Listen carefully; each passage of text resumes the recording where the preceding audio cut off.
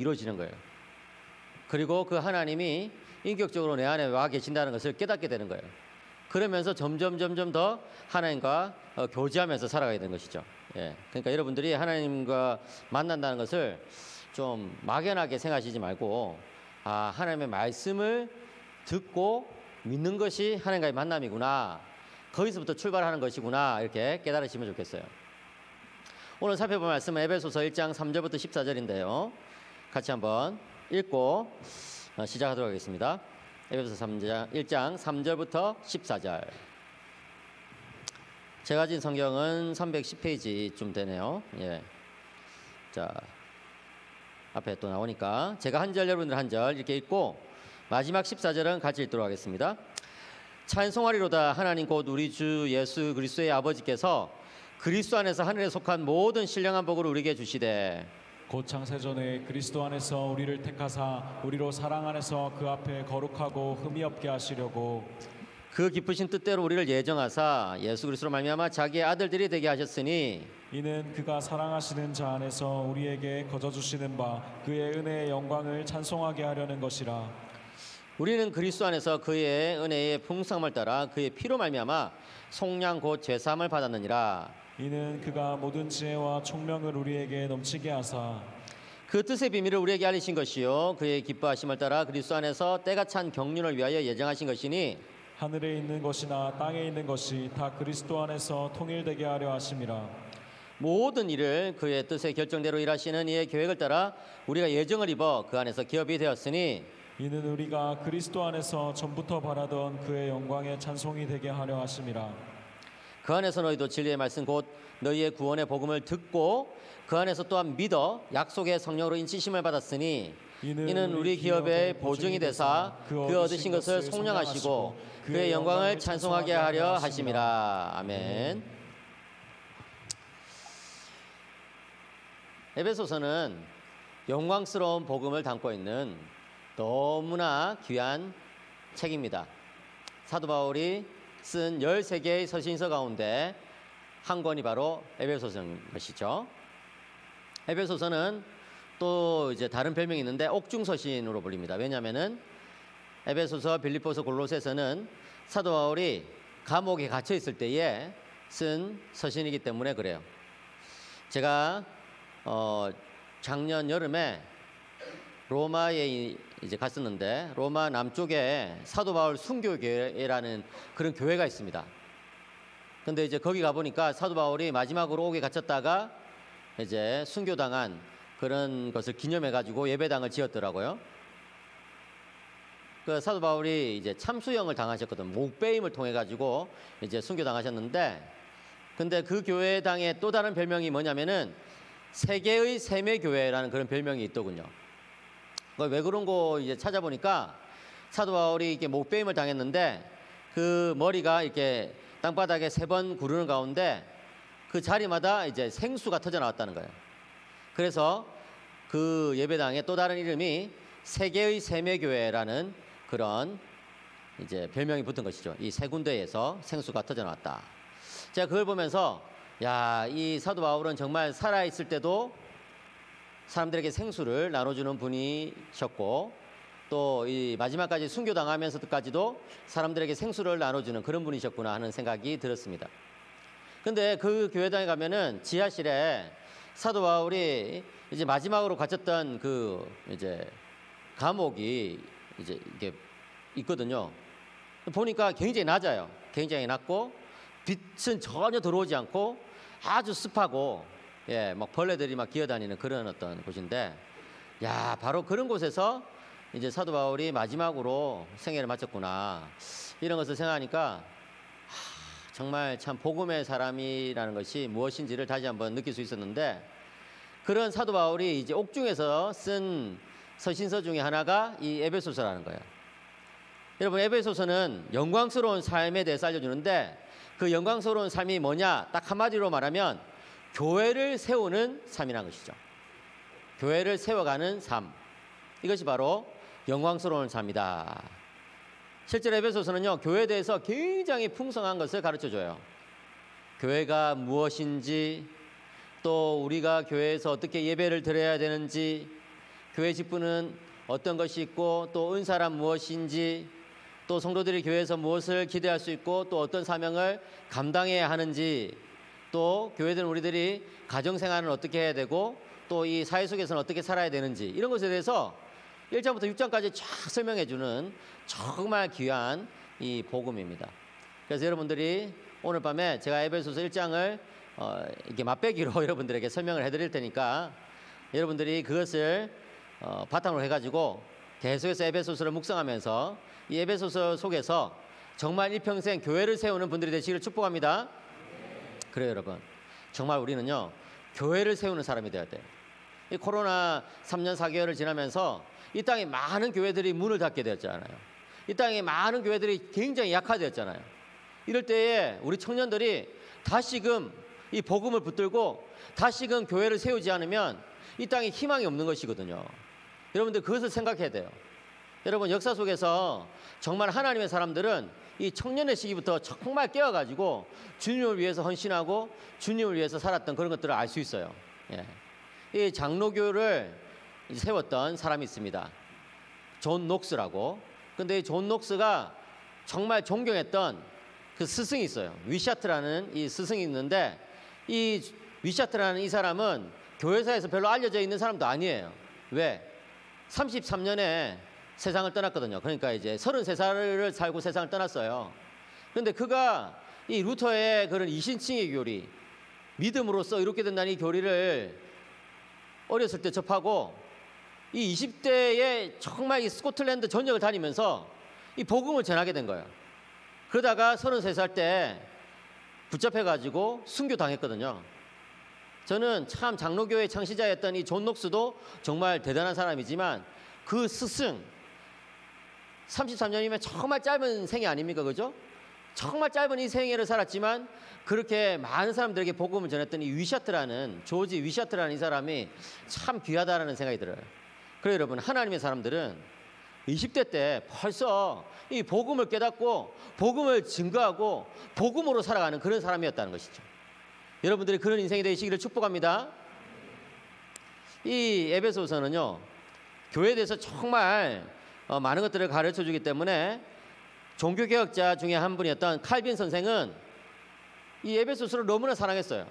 이 칼빈 선생은 성경을 우리가 묵상하는 또 성경을 주석하는 성경을 연구하는 목적이 뭐냐라고 했을 때 교회를 바르게 세우기 위해서 그런 것이다 이런 이야기를 했거든요. 예, 기독교 강요에서 그런 말을 한 적이 있어요. 여러분들이 왜 성경을 읽느냐? 내가 좀 위로를 받기 위해서. 물론 그것도 좋은 일이에요. 왜 성경을 읽느냐? 내 삶에 어떤 중요한 지침을 얻기 위해서. 그것도 좋은 일이에요. 그런데 여러분 성경을 읽으면서 우리가 꼭 기억해야 되는 것은 교회를 바르게 세우는 것이다. 예, 성경을 읽으면서 나는 교회를 어떻게 세워야 될까? 그래서 계속 고민하면서 묵상하면서 적용하면서 살아가는 것이죠. 그러다 보니까 이제 칼빈이 이 에베소서에 대해서 설교를 굉장히 많이 했어요. 그는 1558년 5월부터 1559년에 이제 이르기까지 2년 동안 총 48번을 설교했어요. 와, 에베소서를 48번을 설교했다는. 이 칼빈이 48번 에베소서 설교한 것도 대단하지만 그 설교를 들어줬던 이 제네바 교회 성도들은 정말 칼빈 못지않게 대단한 것 같아. 야, 여러분 48주 동안 계속 에베소서 설교를 들으면 정말 얼마나 힘들겠습니까? 그죠? 킹받겠죠? 예. 이런 말을 왜 나하지? 예, 그랬는데 왜 그러느냐? 우리 민우 형제. 예, 왜요? 킹받았어요? 예, 에베소서는 그만큼 가치가 있다는 거예요.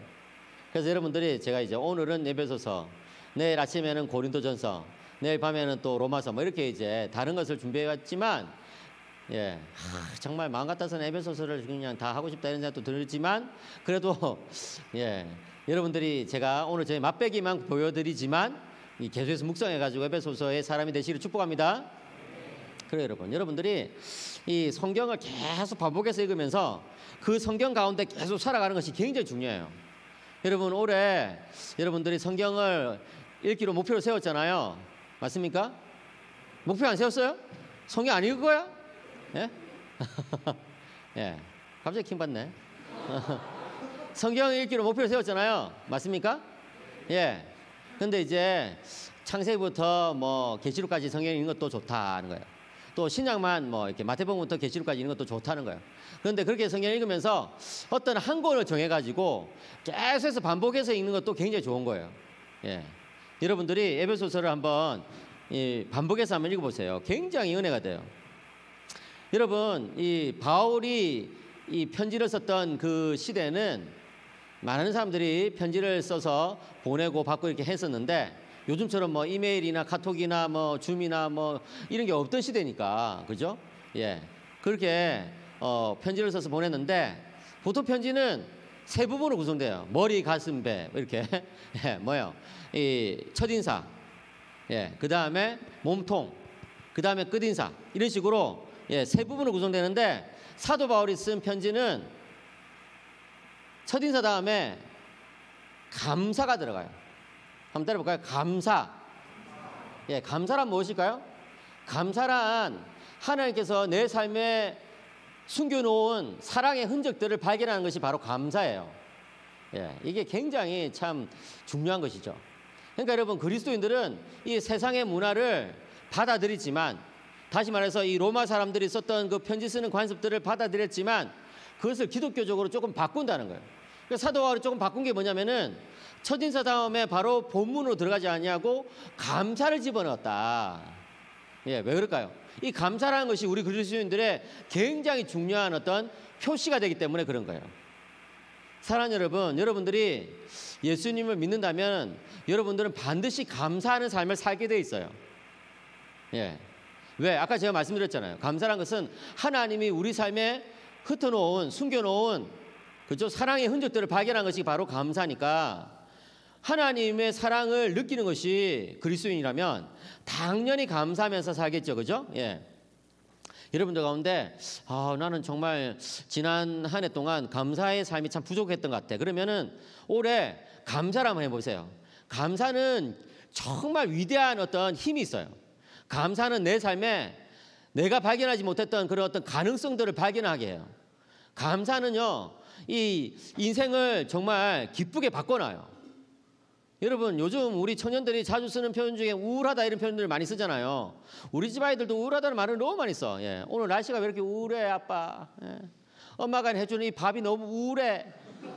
야, 그런 말 하면 안 돼. 엄마 킹 받으면 밥 안 할 거야. 예.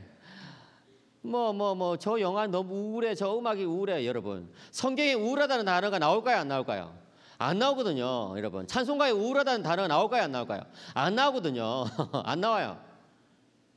우울하다는 표현 대신에 감사하다는 표현을 많이 한번 써보세요. 야, 정말 오늘 하우 캠프에 오니까 감사다. 예. 우리 여기 열방교회 담임 목사님이 밥을 직접 해주시니까, 사모님 밥을 직접 해주시니까 감사다. 예. 우리 찬양 인도 시간에, 찬양 시간에 찬양 인도자가 정말 막 이게 열심히 찬양 인도하니까 감사하다. 막 계속 방방 뛰고 막. 예. 하라는 찬양 인도는 안 하고 자기 혼자서 막 예배 드리면서 막 계속 그냥 막. 근데 좋은 찬양 인도자들은 그러더라고. 혼자서 예배 드리더라고. 예. 예. 그런 거거든요, 원래. 그래요, 여러분. 사도 바울은 첫인사, 감사, 그리고 본문 끝인사 이런 식으로 이제 편지를 썼다. 그런데 감사의 이제 이 형식이 주로 어떻게 되냐면 기도 형식으로 많이 돼 있어요. 왜냐하면 감사라는 것은 하나님께 드리는 거잖아요, 그렇죠? 예, 하나님께 감사드리는 거니까. 그래서 이 감사는 기도와 같이 많이 나타나는데 이 에베소서가 다른 서신서와 굉장히 다른 특징이 하나 있어요. 그건 뭐냐면은 이 감사가 또는 기도가 두 번이나 들어간다는 거예요. 에베소서 1장에도 들어가고 3장에도 또 들어간다. 예? 1장 3절부터 23절이 그냥 하나의 긴 감사 기도예요. 또 3장 14절부터 21절이 또 하나의 긴 감사 기도라는 것이죠. 어떤 사람은 에베소서가 1장에서 이제 기도가 이제 쭉 시작되는데 그것이 그치지 않고 그냥 3장까지 계속 이어진다 이렇게 말하는 사람도 있어요. 굉장히 독특하죠, 그렇죠? 서신서가 6장까지 있는데 절반을 기도에 할애해버리는 거야. 여러분, 좀 이상하지 않아요? 예. 편지 쓰라고 했는데 편지는 안 쓰고 그냥 절반을 기도를 해버려. 편지 받는 사람들 얼마나 킹받겠습니까? 도대체 이 본론이 어디 나오냐, 본론이. 이 편지는 본론이 뭐냐? 그런데 사도 바울한테는 이 감사가 본론이라는 거예요. 기도가 본론이라는 거예요. 사랑하는 우리 청년 여러분, 성도님 여러분, 그리스도인으로 산다는 것은 기도자가 되는 것이다 하는 거예요. 예. 옛날에 살았던 교부가 있거든요. 교부는 뭐냐면 초대교회의 지도자들을 교부라고 불러요. 그 중에 이제 폰투스에 살았던 어떤 교부가 있었는데 그 교부는 뭐라고 말하냐면은 기도자는 신학자이다. 이런 말을 한 게 있어요. 신학자가 뭐예요? 신학자는 신학을 연구하는 사람 아니겠습니까? 그런데 우리 모두가 다 어떤 의미에서는 신학자라는 거예요. 예. 에바그리우스라는 사람이 폰투스의 에바그리우스라는 사람이 그런 말을 남겼어요. 처음 들어봤죠? 에바그리우스. 예. 이 교부들 이름 다 어려워. 아우시누스, 에바그리우스, 아타나시우스 뭐 우스로 끝나요. 일단 우자가 들어가니까 저는 기분이 좋아요. 저도 우자가 들어가잖아. 예. 그런데 이름이 좀 복잡하죠. 예. 그렇지만 어쨌든 그 사람이 남겨놓은 이 말, 기도자는 신학자이다. 다시 말해서 참된 성도는 기도자로 살아간다는 거예요. 하나님을 우리가 알기 위해서는 기도를 해야 된다는 거예요. 여러분, 오늘 여러분들이 말씀을 듣잖아요. 말씀을 듣고 나서 기도하지 않으면 이 말씀이 여러분들을 교만하게 만들어. 그래가지고 야, 나는 하우캠프에서 진짜 에베소서를 그냥 뚫었어 정말. 내일은 이제 고린도전서를 뚫었어 그냥. 그다음 로마서를 뚫었어 그냥. 예, 너는 로마서가 뭔지 아냐? 예, 찌그러져 이러면서 로마서도 모르는 거지. 이러면서 말씀을 듣고 나서 기도를 안 하면 교만해져. 왜? 지식은요 교만하게 만드는 어떤 속성이 있어요. 사람들보다 뭔가를 더 알면 사람들은 자연스럽게 이게 좀 드러내고자 한다고요. 다른 사람을 지배하고자 한다고요. 다른 사람 내 밑에 두고자 한다고요. 왜? 내가 다른 사람보다 좀 더 아니까. 영적인 지식은 안 그럴까요? 영적인 지식도 그럴 수 있어요. 얼마든지. 응? 여러분들이 잘 기억해야 되는 것은 우리가 성경을 열심히 배워야 되는데 그것을 단지 머리로만 배우면 교만해져. 그래가지고 교회에서 그냥 가르치려고 두고 어떤 교회에서 어떤 인기를 끌려고 그러고 교회에서 어떤 파워를 가지려고 하고 선배로서 막 후배들을 막 누르려고 하고 막 이렇게 된다고. 그런데 말씀을 듣고 나서 기도를 하게 되면 깊이 기도를 하게 되면 어떻게 돼요? 그 말씀이 내 영혼을 완전히 이제 새롭게 형성하게 되는 거예요. 하나님의 마음처럼 예수님의 마음처럼 내 영혼을 완전히 형성시켜요. 그럼 어떻게 돼요? 겸손해지지. 그럼 다른 사람들을 섬기게 되고, 그죠? 예, 정말 자신을 낮추게 돼요. 사랑하는 우리 청년 여러분, 겸손한 사람이 되어야 돼요. 겸손한 사람. 우리가 하우캠프에 왔는데 하우캠프에 왜 왔느냐? 말씀 배우러 왔죠. 기도하러 왔죠. 그죠? 찬양하러 왔죠. 그런데 또 왜 왔느냐? 겸손해지기를 위해서 온 거예요. 이 말씀을 들음으로 난 좀 더 겸손해져야 되겠다. 기도함으로 난 좀 더 겸손해져야 되겠다. 찬양 시간을 통해서 좀 더 겸손해져야 되겠다. 겸손이 뭘까요? 겸손은요, 자기를 조금 생각하고 하나님을 많이 생각하는 것이 겸손이에요. 겸손은요, 자기를 조금 생각하고 다른 사람들을 많이 생각하는 것이 겸손이에요. 막 이게 막 고개 숙이면서 예, 아이고 목사님 안녕하세요 이러면서 막 이게 목소리를 낮추는 게 겸손이 아니고, 예?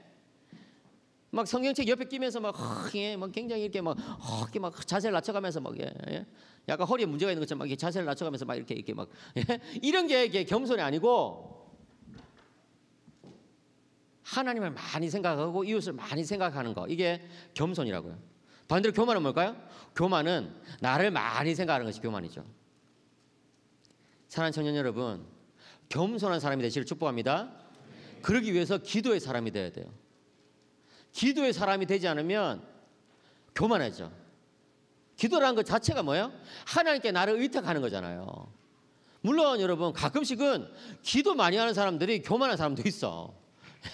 제가 예전에 어떤 교회 갔더니 그 교회에서 어떤 권사님이 기도를 하시는 거예요. 어떻게? 이게 막 이제 단상에 엎드려 가지고 기도를 한 거예요. 얼마나? 하루 종일.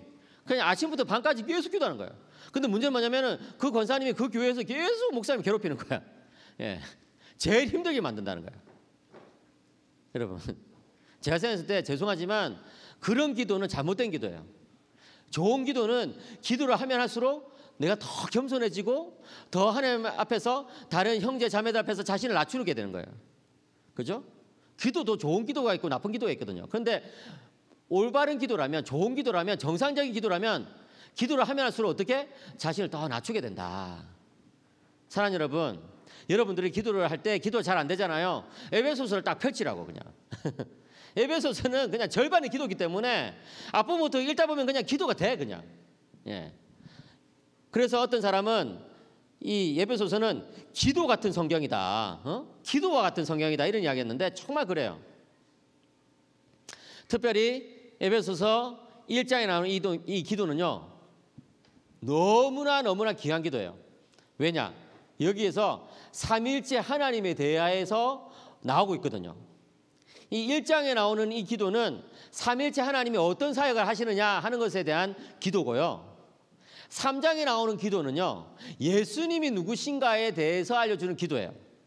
그러니까 여러분, 신앙은요. 삼일째 하나님을 믿는 신앙인데 그 삼일째 하나님을 어떻게 알 수 있냐면은 예수님을 통해서 알 수 있다는 거예요.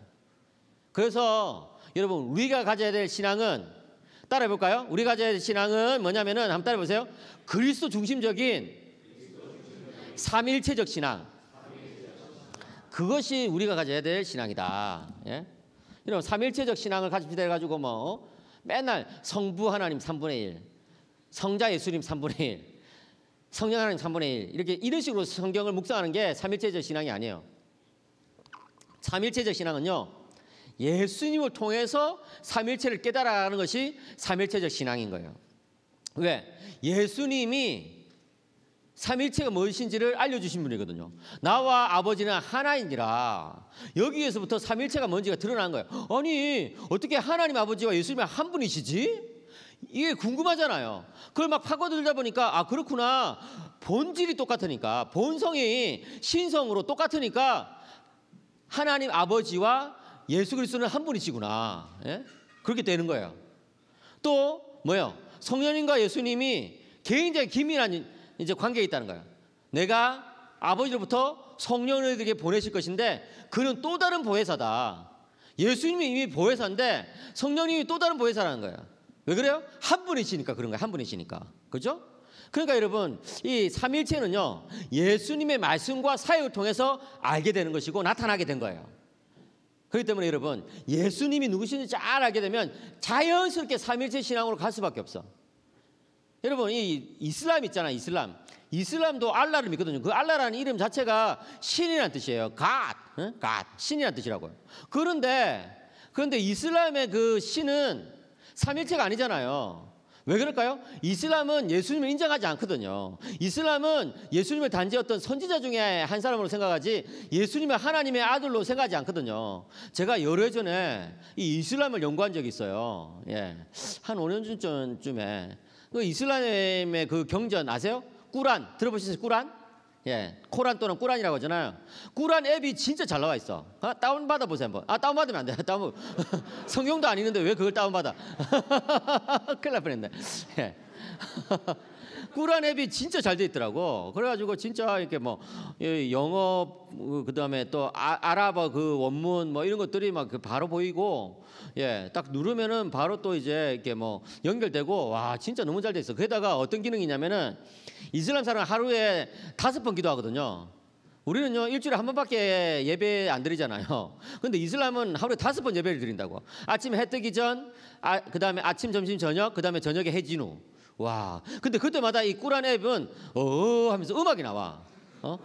너 알라께 예배 드려야 된다 하면서 하면서 그 중동에 가면 이렇게 나오는 있잖아요. 그 소리 있잖아요. 그래서 나는 그거에 이제 틀어놓고 그게 이제 나올 때마다 일단 성경을 먼저 읽고 그다음에 이제 꾸란 읽고 연구한 거예요. 와, 그런데 한 번은 주일날 그걸 안 꺼놓은 거야. 그래가지고 오후 예배 때 설교하고 있는데 하면서 야, 교회에서 잘릴 뻔했어요. 진짜. 얼른 가가지고 끄고 정말 지금 생각해도 정말 이마에 땀이 나네. 야, 진짜 살다 보면 그렇게 위기가 있어요. 예. 진짜 이슬람 때문에 제가 정말 못 살겠어. 힘들어. 예. 어쨌든 그런데 거기에 이제 꾸란에 어떤 말이 있냐면은 신이 알라가 아들이 있다고 말하는 자들은 저주를 받을지어다 이런 내용이 나와. 여러분 지금 그거 듣고 나서 뭐 그렇구나, 알라가 아들 있다고 생각하는 사람 저주 받는구나 이렇게 생각하실 때입니까? 우리들이에요, 우리들. 여러분들이라고. 하나님이 아들이 있다고 믿잖아요, 맞습니까? 그죠? 우리 모두는 하나님이 아들이 있다고 믿잖아요, 예수님, 그죠? 맞습니까? 그러니까 이슬람의 그 꾸란 안에는 기독교인 전부에 대해서 저주가 선포되어 있다고요. 알라가 아들이 있다고 말한 자들은 저주를 받을지어다. 와, 저 그거 보면서 깜짝 놀랐지. 예. 그러니까 이슬람이 막 굉장히 극단주의자도 많고 이러한 그런 이유들이 좀 있다는 것을 나는 알겠더라고요. 여러분 다시 아까로 돌아가서 예수님은 삼일체를 알려주신 분이시고 예수님을 우리가 잘 배우면 삼일체가 어떤 것인지를 알게 된다는 거예요. 오늘 밤에 저는 삼일체 하나님께서 행하시는 일에 대해서 설명하려고 하거든요. 왜? 교제의 시작은 하나님과의 하나됨으로 말미암아서 그런 생기는 것이기 때문에 그런 거예요. 이번 이 하우 캠프의 주제가 더 원이잖아요. 더 원. 주제가 더 원인데 이게 더 원이 뭐 무슨 걸그룹 이름인지 뭐 알 수가 없어요. 더 원이 뭐 어떤 주제인지 알 수가 없는데 어쨌든 그냥 하나됨에 대해서 그렇죠? 제가 말씀을 준비해 왔어요, 그냥. 그런데 여러분 하나됨의 시작은 뭐냐면은 삼일째 하나님의 하나됨에서부터 출발하는 거예요. 하나님은 어디에서 하나가 됐느냐? 우리 형제를, 우리 자매를 구원하시는 데서부터 한 분이셨다 하는 거예요. 믿으시 바랍니다. 하나님이 한 분이라는 것을 우리는 어떻게 알게 되느냐 했을 때 내가 성부 하나님의 구원을 받으면서 성자 예수님의 구원을 받으면서 성령 하나님의 구원을 받으면서 아 그렇구나, 하나님은 한 분이시구나 하는 것을 깨닫게 되는 거예요. 여러분 여기 보시면은 3절부터 14절이 헬라어 원문을 보면은 엄청 복잡한 한 문장이에요, 한 문장. 여러분 이 3절부터 14절 우리가 읽었던 이 부분 있잖아요. 아까 막 교독했잖아요. 기억납니까?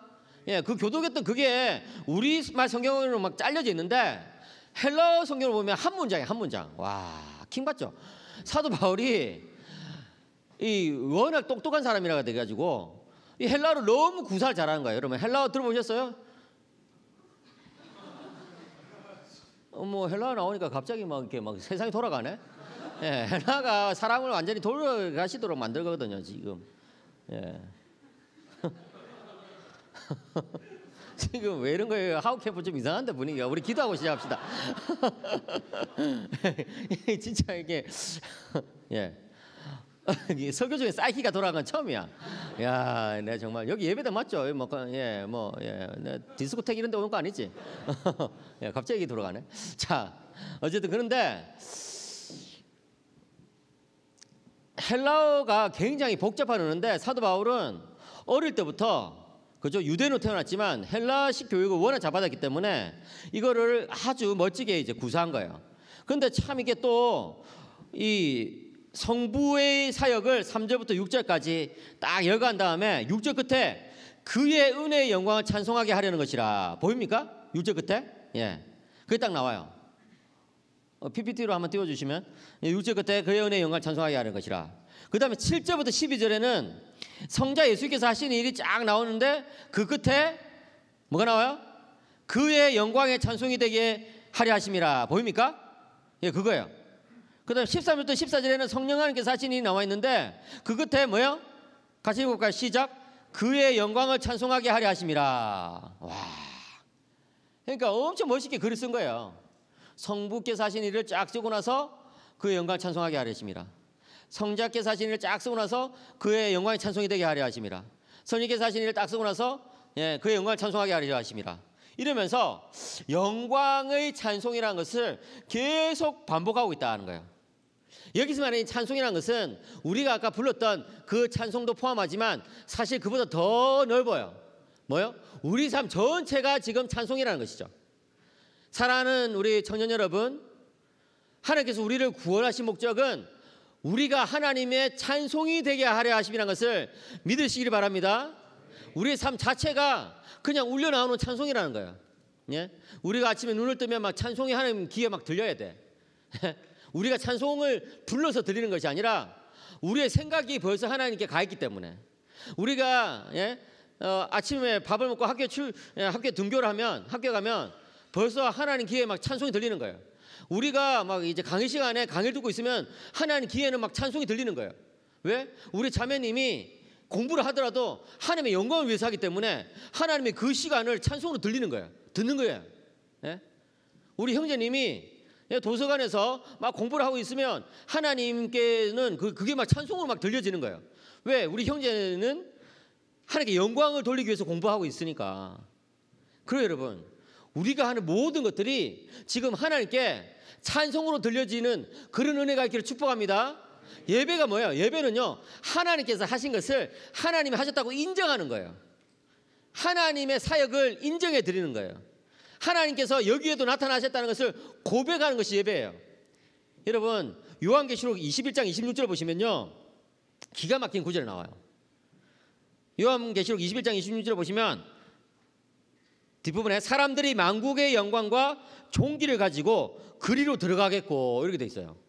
와, 여러분이 여기가 그리로 들어간다는 것은 영원한 천국을 말하는 거거든요. 저 영원한 천국에 사람들이 들어가는데 무엇을 가지고? 영광과 존귀를 가지고 들어간다는 거예요. 여기서 영광과 존귀는 무엇을 뜻하냐면은, 잘 들으세요. 우리가 살아가면서 경험했던 좋은 것들이란 거예요. 우리 형제 자매들이, 그죠? 지난 학기에 정말 뭐 성적을 잘 받았다. 물론 잘 받은 사람 별로 없어 보이지만 예, 성적을 잘 받았다. 그러면 그게 형제 자매님들이 잘해서 그 성적을 받은 게 아니고 하나님께서 우리에게 이 지혜를 주시고 하나님께서 우리에게 이런 어떤 열심을 주셔가지고 잘한 거기 때문에 이게 내가 잘한 것이 아니고 하나님께 드리겠습니다라고 킵해 놓은 거야. 예? 주의를 찾아주기 위해서 킵해 놓는 거야. 여러분, 우리 형제 자매들이 나중에 졸업하고 나서 취직이 되잖아요. 그래가지고 이 돈을 벌었는데 돈을 많이 벌었어. 와. 그런데 이게 내가 잘나서 돈을 많이 번 게 아니고 이게 하나님께서 나한테 은혜를 주셔가지고 돈을 많이 벌었다고 생각하기 때문에 그 영광과 존귀를 내가 취하지 않고 하나님 것으로 킵해 놓는 거예요. 이거 하나님 겁니다. 이거 하나님 거. 우리가 세상 살아가면서 또 연애를 하잖아요. 좋은 사람 만나가지고 이 연애를 하면서 기쁨이 있잖아요. 이 기쁨이 이게 내게 아니라는 거예요. 하나님께서 주신 거라는 거예요. 그걸 킵해 놓는 거예요. 이 가정을 이루잖아요. 이 가정에서 어떤 즐거움이 있잖아요. 그죠? 그게 이게 내게 아니라는 거예요. 그걸 킵해 놓는 거예요.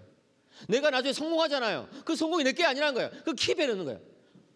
그래가지고 이 만국의 영광과 존귀를, 내가 누리던 어떤 그 모든 좋은 것들을, 내가 먹는 그 음식의 즐거움과, 내가 보는 어떤 경치의 아름다움과, 내가 만난 사람들의 그 멋짐과, 내 커리어의 성공과, 내가 벌었던 돈, 이런 모든 것들이 내게 아니고 하나님께서 주셨다는 것을 인정하는 거예요. 그래서 그걸 킵해 놓는 거예요. 그래가지고 이게 내게 아니니까 주인을 찾기 위해서 가야죠. 주인을 찾기 위해서 가다 보니까 어떻게 됐다? 저 영원한 천국에 도달하게 되었다 하는 거예요. 사랑하는 성도 여러분, 천국은 그렇게 가는 거예요. 천국은 매일 매 순간 예배드리는 사람이 가는 곳이에요. 이거 내 번 거, 이거 내 거야. 이런 사람, 이 내 인기 내 거야. 이 지위 이거 내 거야. 이 가정 이거 내 거야. 이 남자친구 여자친구 내 거야. 우리 자식 이거 내 거야. 내 커리어의 성공 이거 내 거야. 이렇게 생각하는 사람들은 거기를 못 간다. 왜? 거기는 만국의 영광과 존귀를 하나님께만 돌려드리고 싶은 사람들이 가는 곳이기 때문에, 거기는 만국의 영광과 존귀를 자기가 취하고 싶은 사람들은 못 간다는 거예요. 못 간다. 거기를 아예 가지를 않아요. 가지를 않아. 그런 사람들은. 사랑하는 우리 청년 여러분, 여러분들이 누리는 그 즐거움, 그 여러분 거 아닙니다. 여러분 인생을 살면서 맛보는 그 어떤 성공, 그 여러분 거 아니에요. 여러분들이 사람들로부터 받는 그 칭찬, 그 여러분 거 아니라고요. 뭐요? 그 모든 영광을 하나님께 찬송으로 돌려드리는 분들이 되시길 축복합니다. 그런 사람들이 여기 모여 있는 거예요. 그랬을 때 우리 모두가 저 영원한 천국에서 다시 만나게 되는 거예요. 내가 아무리 목사라도, 아무리 평생 말씀을 전하고 이렇게 살았어도 그 영광과 존귀를 내가 취했다? 그러면 천국에 못 가는 거예요. 여러분, 기독교에서 가르치는 건요, 그 자체로서 거룩한 일은 없다는 거예요. 목사의 일 거룩해 보이죠. 그렇지만 이 일을 내가 내 영광을 지우기 위해서 하면 그것은 거룩한 일이 아니라는 거예요. 찬양인도 굉장히 거룩해 보이죠. 그런데 그 영광을 자기가 지우기 위해서 하면 그거는 하나님께서 인정 안 해주신다는 거예요. 교회 봉사 굉장히 멋지고 아름다운 일처럼 보이죠. 그것도 마찬가지예요. 그게 그걸 통해서 내가 높여지고자 하면은 그것은 거룩한 일이 아니라는 거예요. 어떤 외향적인 것이 우리의 일의 거룩성을 결정하는 것이 아니라 우리의 중심이, 우리의 어떤 숨어있는 동기가, 우리의 삶의 목적이 내 일의 거룩성을 결정한다는 거예요. 그렇기 때문에 여러분들이 나중에 장사를 해도 그 장사가 거룩해질 수 있는 거예요. 왜요? 하나님께 영광을 돌리기 위해서 그 장사를 하면 거룩해지는 거거든요. 꼭 다 목사가 되고 선교사 될 필요가 없는 거예요. 뭐가 중요해요? 만국의 영광과 존귀를, 내 삶에 있어서 모든 좋은 것들을 하나님께 올려드리겠다. 하나님 받아주시옵소서. 사도 바울이 에베소서 1장에서 이 본문에서 우리에게 말해주고 싶은 것이 바로 그거라고요. 하나님께서 우리를 구원하신 목적이 무엇일까요? 영광의 찬송이 되게 하려 하심이라. 우리가 살아가면서 영광스러운 무언가를 경험한다면 하나님께 올려드리고, 하나님께 예배드리고, 하나님께 바쳐드리고, 하나님의 이름을 높여드리고, 세상과 나는 간고도 없고 구속한 주만 보이도다. 사랑하는 성도님 여러분, 사랑하는 청년 여러분, 하나님의 이름을 높이는 분들이 되시길 축복합니다. 사도 바울은 3절부터 6절에 이제 제일 먼저 성부 하나님의 예정과 입양에 대해서 설명하고 있어요. 한번 따라볼까요? 하나님의 예정과 입양. 3절 보시면 하나님 곧 우리 주 예수 그리스도의 아버지께서 그리스도 안에서 하늘에 속한 모든 신령한 복을 우리에게 주시되, 여기 하늘에 속한 모든 신령한 복은요, 이 땅의 사람들이 누릴 수 없는 복을 뜻해요. 여러분, 성경은요 복을 가르치는 책이에요. 하나님은요 복 주시기를 원하는 분이세요. 그걸 기억해야 돼요. 창세기 1절 보시면요, 우리 인간을 딱 만드시고 나서 복을 주시며 가라사대 생육과 번성하여 땅에 충만하라, 땅을 정복하고 다스리라. 하나님은 우리 인간을 만드시고 나서 제일 먼저 하신 일이 뭐냐면 복을 주신 거예요. 와, 복을 주셨어. 그리고요, 하나님께서 창세기 12장에 보면 아브라함을 부르시는데, 아브라함을 딱 부르실 때도 내가 너를 부를 목적이 있는데 땅의 모든 족속들이 너로 말미암아 복을 얻게 될 것이다. 너는 복의 통로가 되고 복의 근원이 될 것이다. 와, 하나님은 그냥 복 주시기를 원하시거든요. 시편 1편을 보면 복 있는 사람은 이러면서 악인의 길을 쫓지 아니하고 이러면, 그죠? 죄의 길을 서지 아니하고 이러면서 복 있는 사람에 대해서 이야기하고 있어요. 선지자들도 장차 주어질 그 영원한 복, 하나님께서 우리에게 주신 복에 대해서 이야기하고 있고, 예수님이 이 땅에 오셔가지고 첫 번째 하신 그 시리즈 설교도 복에 대한 거예요. 복. 와, 복. 그죠? 심령이 가는 자는 복이 있나니 천국의 저희 것이며 하면서 복. 그런데 여러분, 하나님께서 우리들에게 복을 주실 때 그 여러 종류가 있다는 거예요. 우리는요 어떤 건강의 복, 물질적인 복, 그런 것들을 누리기를 원하죠. 제가 며칠 전에 철학자 플라톤이 쓴 책을 읽었는데, 플라톤 들어봤습니까? 플라톤? 플라톤이 쓴 책 중에 국가라는 책도 있지만 법률이라는 책이 유명한 책이 있어요. 이렇게 두꺼운 법률, 법률이라는 책이 있는데, 그 책에 보니까 인간이 가지면 행복해지는 그런 기본적인 어떤 덕성이 있다는 거예요. 첫째는 건강, 둘째는 아름다움, 셋째는 체력, 넷째는 부후, 돈이 많은 거. 뭐 이런 것들이 있으면은 기본적으로 행복해지는데, 그보다 더 좋은 게 있는데 그게 뭐냐면 지혜, 용기, 절제, 정의 뭐 이런 것이다. 맞는 말이에요, 그죠? 그런데 세상 사람들은 거기서 끝나는 거예요. 거기서. 이게 뭐예요? 세상이 줄 수 있는 복인 거예요. 세상이 좋다고 생각하는 그런 거예요. 그런데 사도 바울은 여기서 뭐라고 말하냐면은 그리스도 안에서 하늘에 속한 모든 신령한 복을 우리에게 주셨다라고 이야기하고 있어요. 무슨 말이에요? 세상이 줄 수 없는 복을 우리는 받고 있다는 거예요. 누구 안에서? 그리스도 안에서. 그죠? 아까 제가 이야기했잖아요. 성부, 성자, 성령 삼일체에 대해서 사도 바울이 설명하는데 항상 그리스도가 중심이 된다고. 그죠? 성부 하나님께서 우리에게 어떤 사회가 하고 계시는데 그 사회 뭐냐? 복을 주시는 사회예요. 근데 그 복을 어떻게 주신다? 그리스도 안에서 주신다는 거예요. 그리스도 안에서 그 주시는 그 복이 뭘까요? 그것은요, 죄 사함의 축복이죠. 사랑하는 여러분, 세상의 그 어떤 책에서도 죄 사함의 축복에 대해서는 말하지 않는 거예요. 성경이 참된 신령한 복에 대해서 말해주는데 그게 뭐냐면 죄 사함의 축복이다, 구원의 축복이다 하는 거예요. 그래요 여러분, 하나님께서 주시는 복은 종류가 다양해요. 우리는요, 어떤 물질적인 복, 어떤 건강의 복, 어떤 외적인 아름다움의 복, 이런 것들을 먼저 찾을지도 몰라요. 그런데 하나님은 그런 것이 내가 우선적으로 주고 싶은 복이 아니야. 물론 여러분, 하나님은 그런 것도 주세요. 그죠? 물질의 복이라든지 건강의 복이라든지 아름다운 복이나 이런 것도 주신다고요. 하나님 자녀니까. 그런데 그런 것보다 더 중요한 복은 뭐냐? 5절에 나와요. 5절에 그 기쁘신 뜻대로 우리를 예정하사 예수 그리스도로 말미암아 자기의 아들들이 되게 하셨으니. 한번 따라해볼까요? 아들들이 되게 하셨으니. 하나님께서 우리들에게 주신 제일 큰 복은 하나님의 아들들이 되게 하는 거예요. 여기 아들들이라고 하니까 우리 자매님들은 왜 사도 바울은 뭐 맨날 아들들이래? 딸은 안 돼? 딸은? 근데 그게 어떤 신학적인 이유가 있어요. 예수님이 하나님의 아들이시잖아요. 맞습니까? 예수님은 영원 전에 하나님부터 나셨기 때문에, 태어나셨기 때문에 본성상, 그죠? 하나님의 아들이라고요. 그 예수님과 우리가 이렇게 연합돼 가지고, 예수님께 우리가 접붙여져 가지고 연합돼 가지고 우리가 하나님의 아들들이 되기 때문에, 자녀가 되기 때문에, 그래서 그것을 알려주기 위해서 아들들이라는 표현을 일부러 쓰는 거예요. 기분 나빠하지 마세요. 예, 킴 받지 마시고 자매님들. 예. 그렇기 때문에 여기서 자기의 아들들이 되게 하셨으니, 이 말을 자기의 아들 딸들이 되게 하셨으니라고 해도 괜찮아요. 그건 신학적인 의미를 안다면은. 여러분, 우리가 이번 한 해 동안 누려야 되는 복은요, 어떤 물질적인 복, 건강의 복, 예, 관계의 복, 이런 것도 있지만 그런 것도 기도할 수 있어요, 얼마든지. 그런데 하나님의 자녀됨의 복을 누려야 되는 거예요.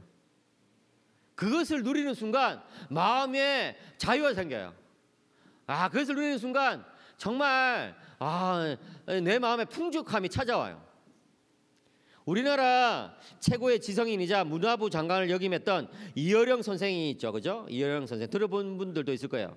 예, 2022년에 세상을 떠나셨는데 그분이 쓴 우물을 파는 사람이라는 책을 보니까 이런 내용이 있었어요. 자, 보세요. 명예를 달라면서 글을 썼더니 명예가 생기더라. 돈 벌려고 애쓰니까 되더라. 또 병 때문에 병원에 다니니까 나아지더라. 그런데 어느 날 너무도 외로워서 극장에 가서 영화를 봐도, 내가 좋아하는 글을 봐도 마음은 채워지지 않고 이 세상에 나 혼자구나라고 느껴졌다. 절대 고독을 느낄 때, 즉 영혼이 가랄 때, 목마를 때, 수돗물이든 1급수든 2급수든 보통물로는 채울 수 없는 갈증을 느낄 때 어디로 가는가? 여러분, 이게 바로 세상이 주는 복만을 누렸던 사람이 고백하는 고백이라고요. 아까 철학자 플라톤이 지금부터 한 2500년 전에, 그죠? 인간이 가질 수 있는 어떤 좋은 독성들이 그런 것들이다. 뭐 건강, 뭐 아름다운 체력, 뭐 부, 뭐 지혜, 용기, 절제, 정의, 이런 것들을 누려봤다는 거예요. 이어령 선생도 그런 것들을 누려봤다는 거예요. 그런데 여전히 마음속에 갈급함이 있다는 거예요. 채워지지 않는 어떤 절대 고독이 있다는 거예요. 그럴 때 도대체 어디 가야 되느냐? 그렇게 해서 그분이 하나님께로 나오게 된 거예요. 그래요 여러분, 세상이 줄 수 있는 답은요, 세상적인 것밖에 없는 거예요.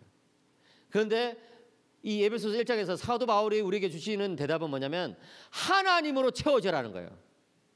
사랑하는 여러분, 하나님으로 채워지기를 축복합니다. 하나님으로 그 마음이 채워지면요, 마음의 구멍이 이제 막히게 돼요. 철학자 파스칼은 하나님은 우리의 마음속에 어떤 진공 상태를 만들어놨다. 이 구멍을 뚫어 놓으셨다는 거예요. God-shaped vacuum 이렇게 하죠. 백큐음이 이제 진공 상태잖아요. 하나님이 만들어 놓으신 이게 진공이 있다는 거예요. 그것은 하나님이 아니면 채워지질 않아. 여러분들도 아마 느낄 거예요. 여러분들이 뭐 정말 공부를 열심히 해가지고 그냥 다 A 플러스를 받아도 조금 마음이 좀 허전할 때가 있잖아요. 이게 정말 여자친구 남자친구를 사귀는데 조금 이제 좀 그럴 때가 있잖아요. 예. 처음에는 모르지. 처음엔 모르는데 좀 시간이 지나면 이게 다가 아니네 인생에. 그럴 때 있잖아요. 그렇죠? 그게 왜 그럴까요? 하나님은요 우리 마음속에 구멍을 만들어놨다는 거예요. 왜요? 하나님을 찾도록, 하나님을 만나야지만 채워지는 그런 구멍이 있다는 거예요. 사랑하는 여러분들 가운데 아직까지 하나님을 믿지 못하는 사람들도 분명히 있을 거예요. 예. 아직까지 내가 교회는 다녔지만 하나님을 믿을지 말지 아직까지 결정 못했다, 이런 분들이 분명히 있을 거예요. 제가 그런 분들에게 확실하게 말씀드릴 수 있는 것은 여러분들이 하나님으로 채워지지 않으면 반드시 공허함이 찾아온다는 거예요. 그 공허함은요 하루 종일 유튜브 본다고 채워지는 게 아니에요. 넷플릭스가 채워지는 게 아니에요. 예? 쿠팡에 뭐 주문해가지고 KSS 쿠팡맨이 와가지고 이렇게 소포를 갖다 준다 해가지고 채워지는 게 아니에요. 어떻게 채워지나? 하나님께서 내 마음속에 들어오심으로써 너는 나의 딸이다, 너는 나의 아들이야, 내가 너의 아버지야, 걱정하지 마, 내가 너와 동행해 줄 테니까, 너와 함께 해 줄 테니까 너 걱정하지 마, 괜찮아. 이렇게 할 때 비로소 채워진다는 것이죠. 하나님을 떠난 사람은요 많이 가지면 가질수록 공허하고 불행하고 문제가 생긴다는 거예요. 와, 이게 충격이죠. 제가 여러분 오늘 어떤 책을 하나 읽었는데 그 책 제목이 길어서 까먹었어요. 예. 인생의 오후를 아름답게 준비하는 방법인가 뭐시기 이런 책인데, 그 책의 앞부분을 읽다가 굉장히 참 인상적인 이야기를 발견했어. 이 책의 저자는요 하버드 대학 교수님이신데, 그분이 한 번은 비행기를 타고 어디를 가고 있었다는 거예요. 그런데 이 뒷자리에 나이 많은 노부부가 이제 대화하는 것을 이제 그냥 듣게 된 거예요. 예. 아직 얼굴은 보지 않고 그냥 대화만 듣는 거예요. 대화를 듣는데 이 남편이 아내한테 내 인생은 정말 의미가 없어, 나는 죽고 싶어, 이런 이야기 계속 하더랍니다. 그래가지고 이제 이 교수님이 이 말씀하시는 이 할아버지는 아마도 인생에서 좀 실패한 그런 인생을 살았나 보다, 아니면 그냥 평범한 인생을 살다가 이제 정말 인생의 의미를 다 상실한 그런 분인가 보다, 이렇게 생각하고 있었는데 한 25분쯤 뒤에 이제 비행기에서 내리면서 그분 얼굴을 딱 봤는데 엄청 유명한 분인 거예요. 미국에서 굉장히 유명한 분이고 누구든지 다 아는 그런 분이에요. 그분이 내릴 때 사람들이 막 인사를 하는 거예요. 다 아니까. 셀리브리티입니까? 셀럽이니까 다 아니까 막 이렇게 막 인사하는 거예요.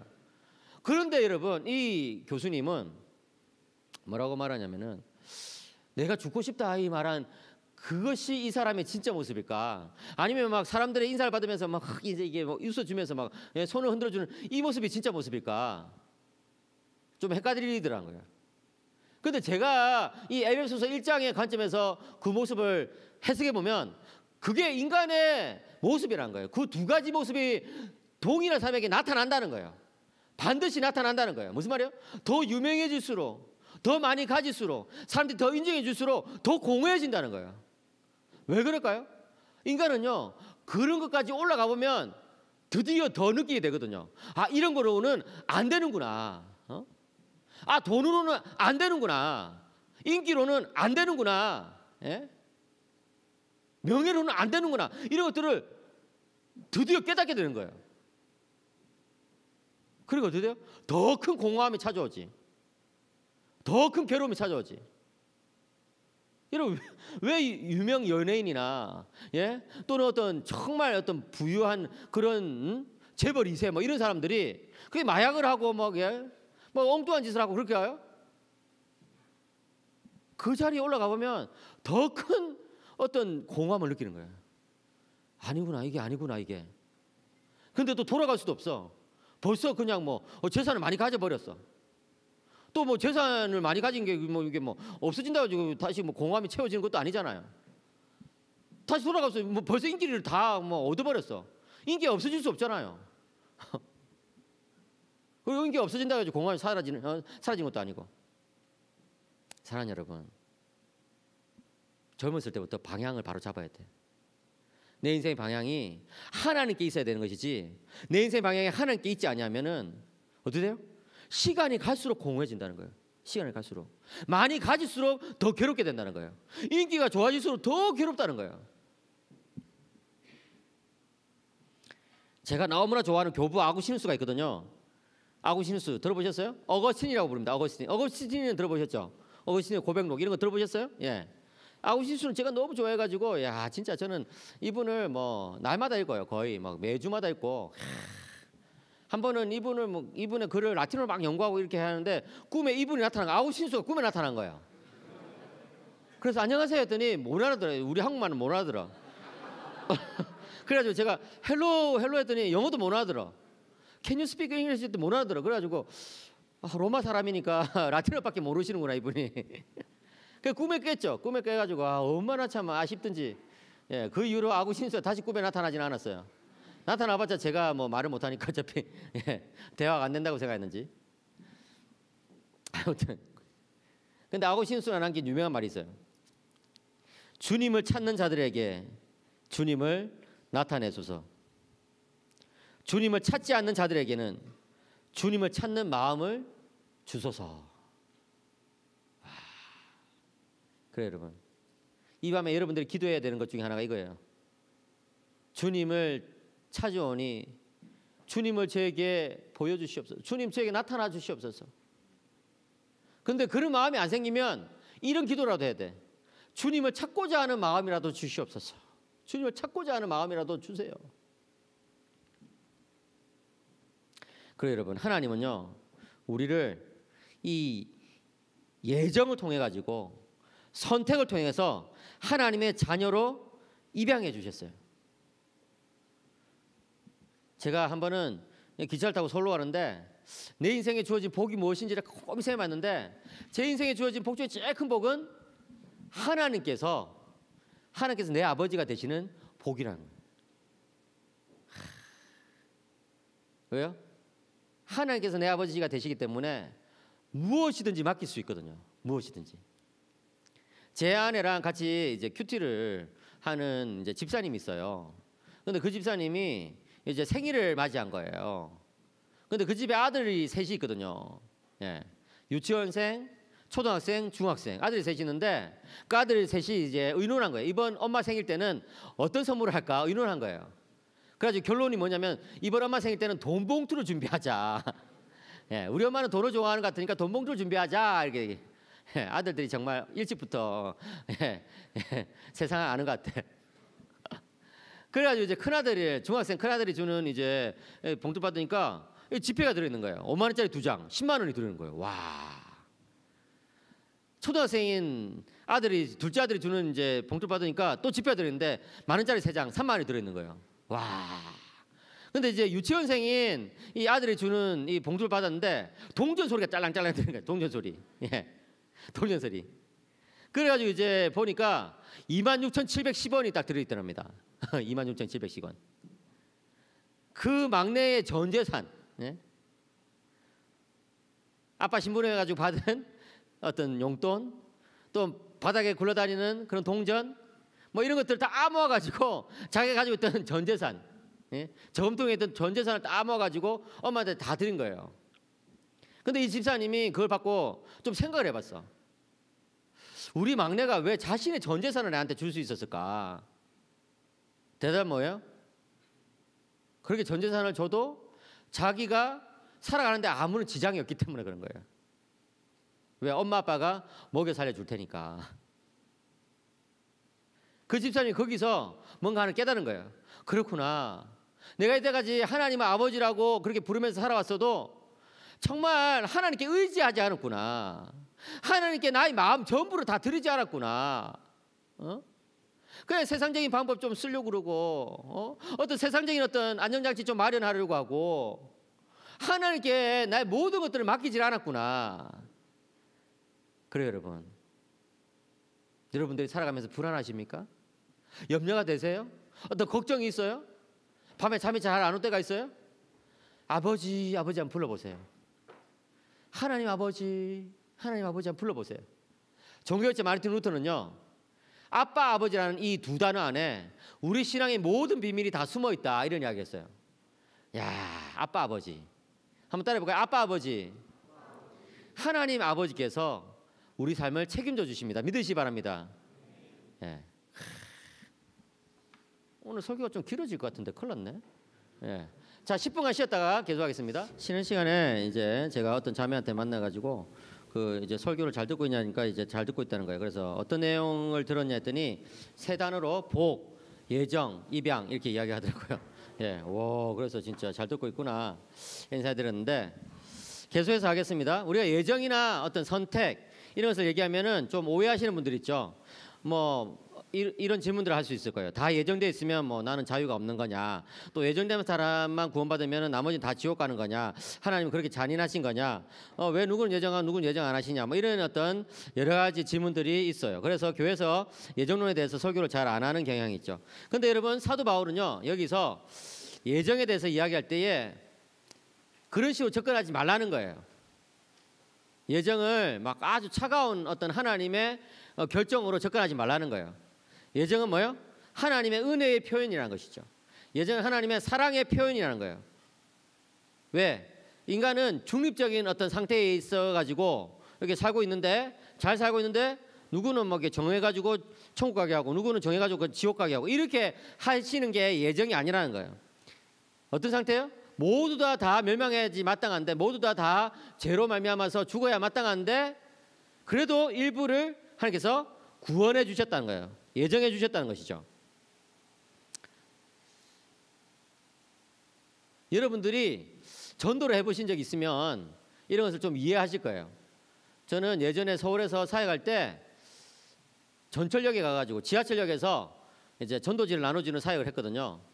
비가 오나 눈이 오나, 예, 매주 수요일마다 성도님들 한 10분가 모여가지고 학동역이라는, 서울에 이제 지하철 7호선이 있는데 7호선에 학동역이라는 곳이 있거든요. 거기서 이제 전도지와 건빵을 이렇게 나눠준 거예요.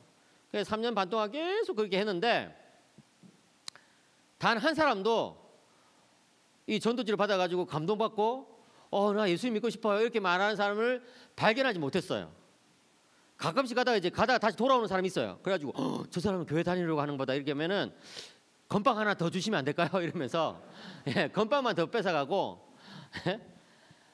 절대로 예수를 믿으려고 하지 않아요. 제가 그것을 보면서 그렇구나, 타락한 인간은 절대로 스스로 하나님께 나오려고 하지 않는구나. 그래서 하나님께서 예정이라는 어떤 일방적이고 극단적인 방법을 쓰셔가지고 우리를 구원하시는구나 하는 것을 깨닫게 됐어요. 100년 전에 살았던 네덜란드 신학자 헤르만 바빙크라는 사람이 있거든요. 헤르만 바빙크. 이 사람이 이 예정, 선택에 대해서 이렇게 쓴 글이 있어요. 선택을 고백하는 것은 가장 무가치한 사람, 가장 타락한 사람을 여전히 하나님의 피조물이라고, 또 하나님의 영원한 사랑의 대상이라고 인정하는 것입니다. 선택이란, 예정이죠. 예정이란 종종 오해되듯이 많은 사람들로 하여금 떠나가게 하기 위한 것이 아니라 모든 사람을 그리스도 안에 있는 하나님의 풍요로운 은혜로 초대하기 위함입니다. 그런 거예요.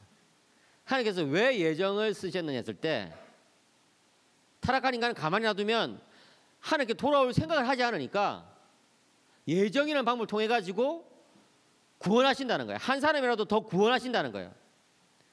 여러분, 사도 바울이 이 예정에 대해서 썼던 표현들을 보면은 신령한 복으로 우리를 채우시기 위해서, 또 하나님의 사랑으로 우리를 부르시기 위해서, 은혜의 구원을 주시기 위해서, 영광의 찬송을 삼기 위해서 하면서 이런 좋은 단어들을 가지고 예정에 대해서 설명하는 거예요. 그 어디에도 막 차갑고 매정한 어떤 그 신에 대한 어떤 그런 모습, 이런 것은 없는 것이죠. 예정은 하나님의 사랑의 표현이라는 거예요. 여러분 한번 상상해 보세요. 사도 바울이 한 번은 이제 전도 여행을 가다가 나무 밑에서 쉬면서 생각을 해본 거예요.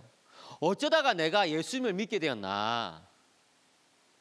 나는 불신 가정에서 태어났고 나는 유대인으로 자랐는데 특별히 또 랍비 교육을 철저하게 받아가지고 율법을 지킴으로써 구원을 받는다고 그렇게 생각하고 있었고 또 그렇기 때문에 이 예수를 믿음으로써 구원받는다고 생각하는 이 그리스도인들을 다 잡아가지고 옥에 쳐놓고 하는 그런 것들을 하고 있었는데 어쩌다가 내가 예수님을 믿게 되었을까?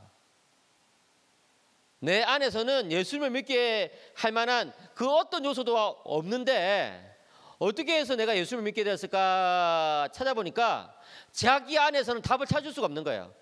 그래서 사도 바울이 뭐라고 말해요?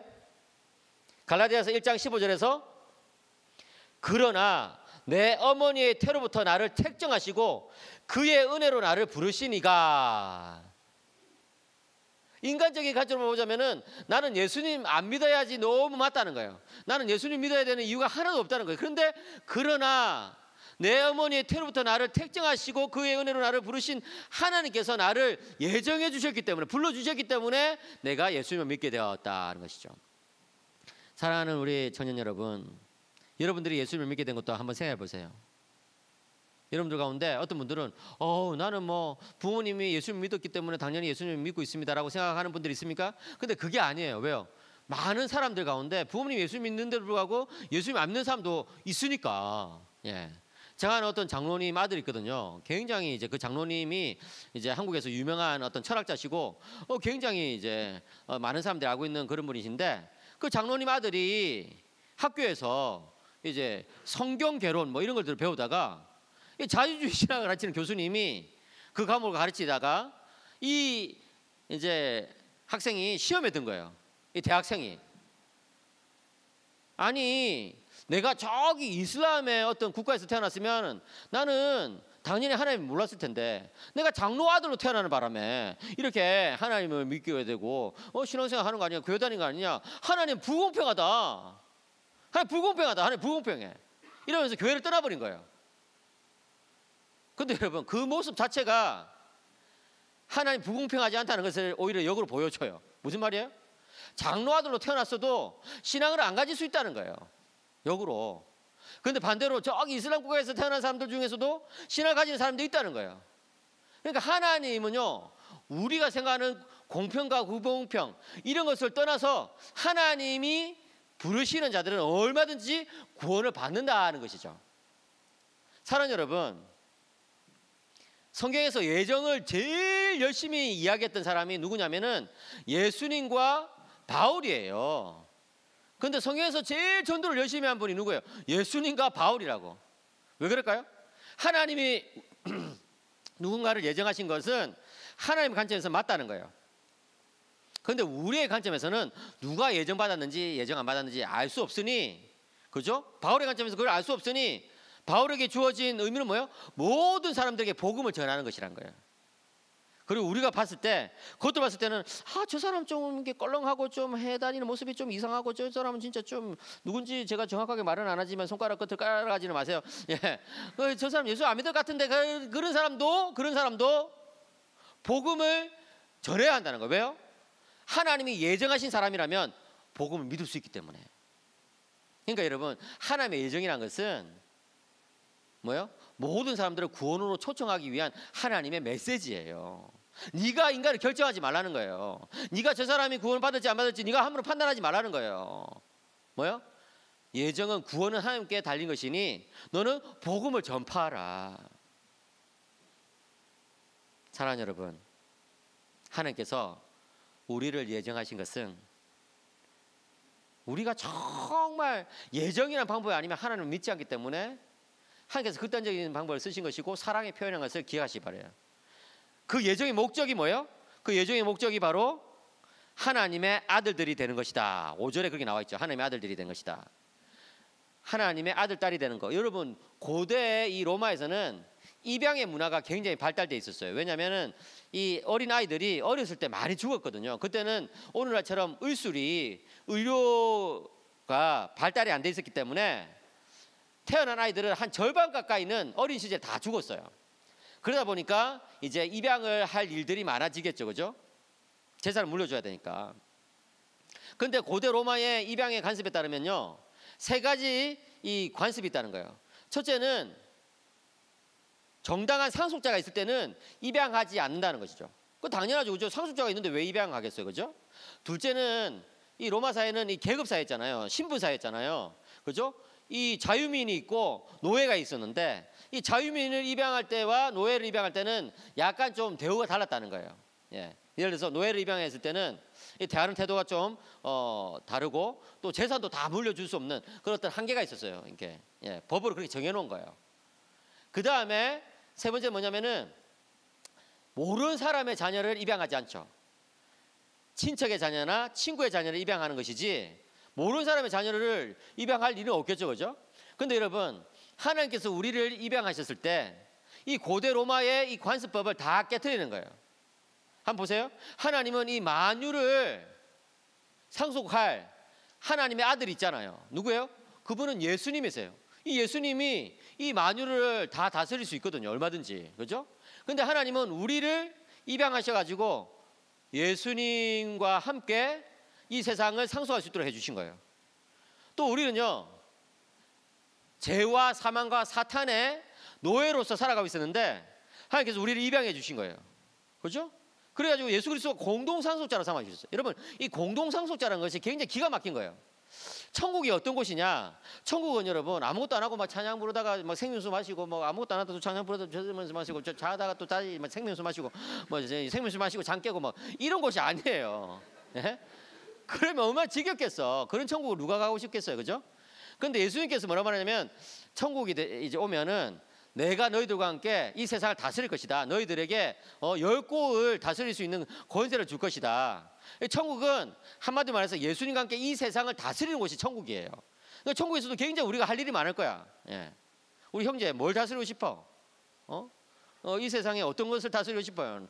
나는 이 세상에 정말 음악이라든지 예술이라든지 건축이라든지 이런 것도 진짜 좀 다스리고 싶은 게 많은데 진짜 또 저 멀리 있는 안드로메다도 또 다스리고 싶고 달도 다스리고 싶고 근데 정확히 알 수는 없어. 그 무엇을 어떻게 다스리는지에 대해서 정확하게 알 수 없는데 어쨌든 분명한 것은 예수님과 우리가 이 세상을 다스리는 곳이 천국일 것이다. 근데 우리는 죄와 사망과 사탄의 노예로 살고 있었는데 하나님께서 입양하셔가지고 예수님과 함께 다스릴 수 있는 권한을 주신 거예요. 차별하지 않고 공동상속자로. 그리고 우리는 하나님과 원수로 행하는 자들이었는데 하나님께서 우리를 그죠? 어떻게 해요? 입양하셨다. 이게 너무 이거 무겁다 무거워. 예.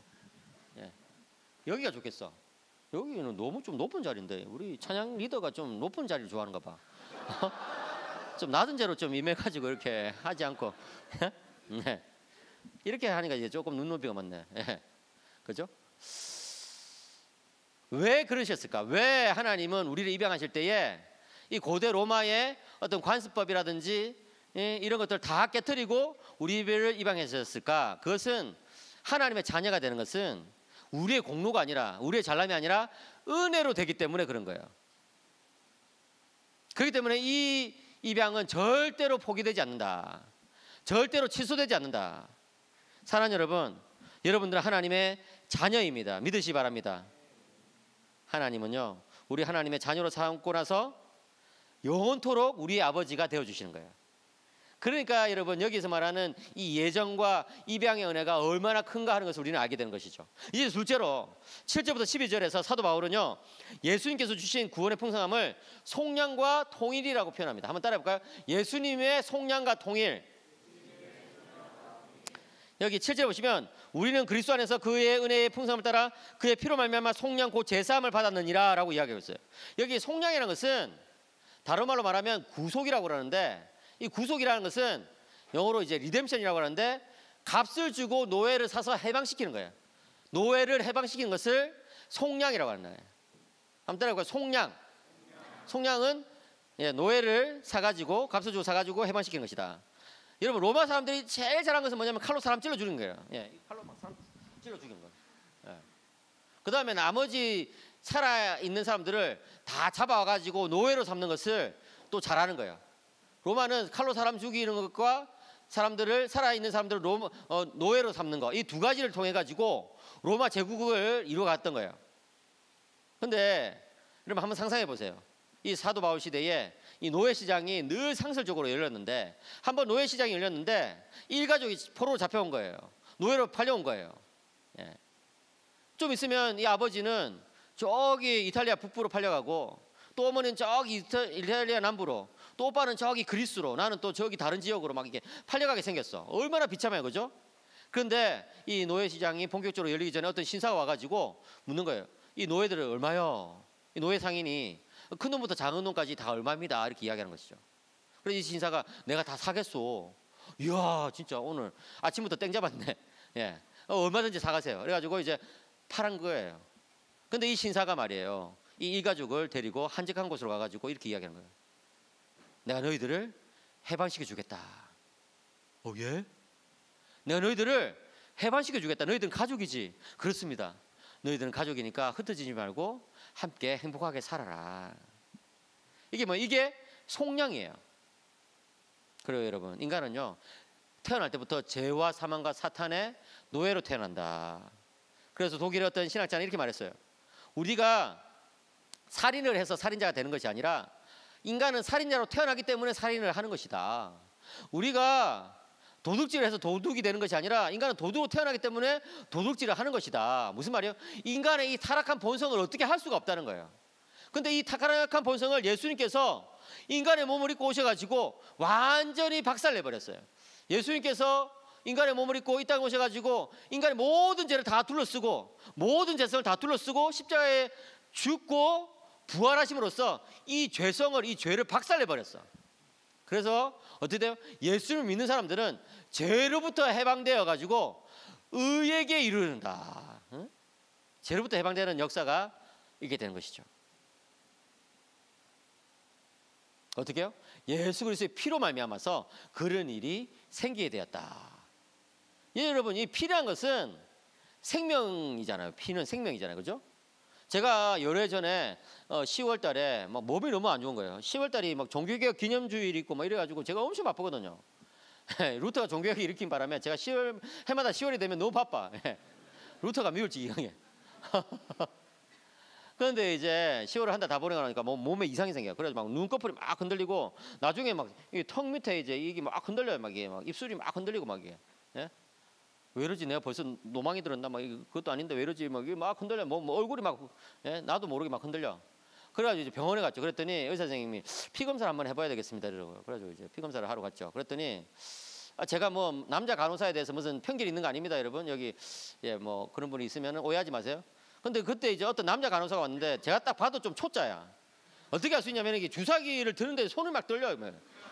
주사기를 드는데 막 왠지 막 이렇게, 그래서 이렇게 핏줄을 찾아야 된다. 이렇게 찔렀는데 못 찾아. 다시 또 이제 빼더니 다시 또 다른 데 찔렀는데 또 못 찾아. 또 찔렀는데 이제 또 못 찾아. 이번에 이제 막 돌리는 거예요. 이렇게 막 주사위 바늘 막.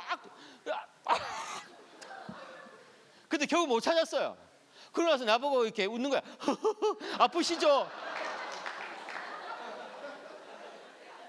야, 그래서 제가 목사가 사람을 때릴 수도 있겠다 이런 생각이 들더라고요. 진짜 때리고 싶더라고요, 그때 정말. 그래가지고 제가 좀 다른 분 오시면 안 될까요 했더니 이제 수간호사 와가지고 한 번에 띡 해가지고 이제 피를 쫙 뽑더니 그냥 범사를 했어요, 바로. 여러분, 피는 생명의 상징이잖아요, 그죠? 피를 검사하면은 생명의 어떤 지수가 나오고 그런 거잖아요. 우리 몸에 피가 돌아야지, 그죠, 사는 거죠. 우리 몸에 피 순환이 이루어지지 않으면 죽는 거잖아요, 그죠? 사랑하는 여러분, 여러분들은 예수님의 피로 말미암아 속량을 받았습니다. 그렇다면 여러분, 예수님의 피가 여러분들 안에 계속해서 돌게 하시기를 축복합니다. 여러분들 공동체 안에, 여러분들 교회 안에 예수 그리스도의 피가 계속해서 돌기를 축복합니다. 예수 그리스도의 피가 돈다는 것은 뭘까요? 복음의 나눔이 있다는 거예요.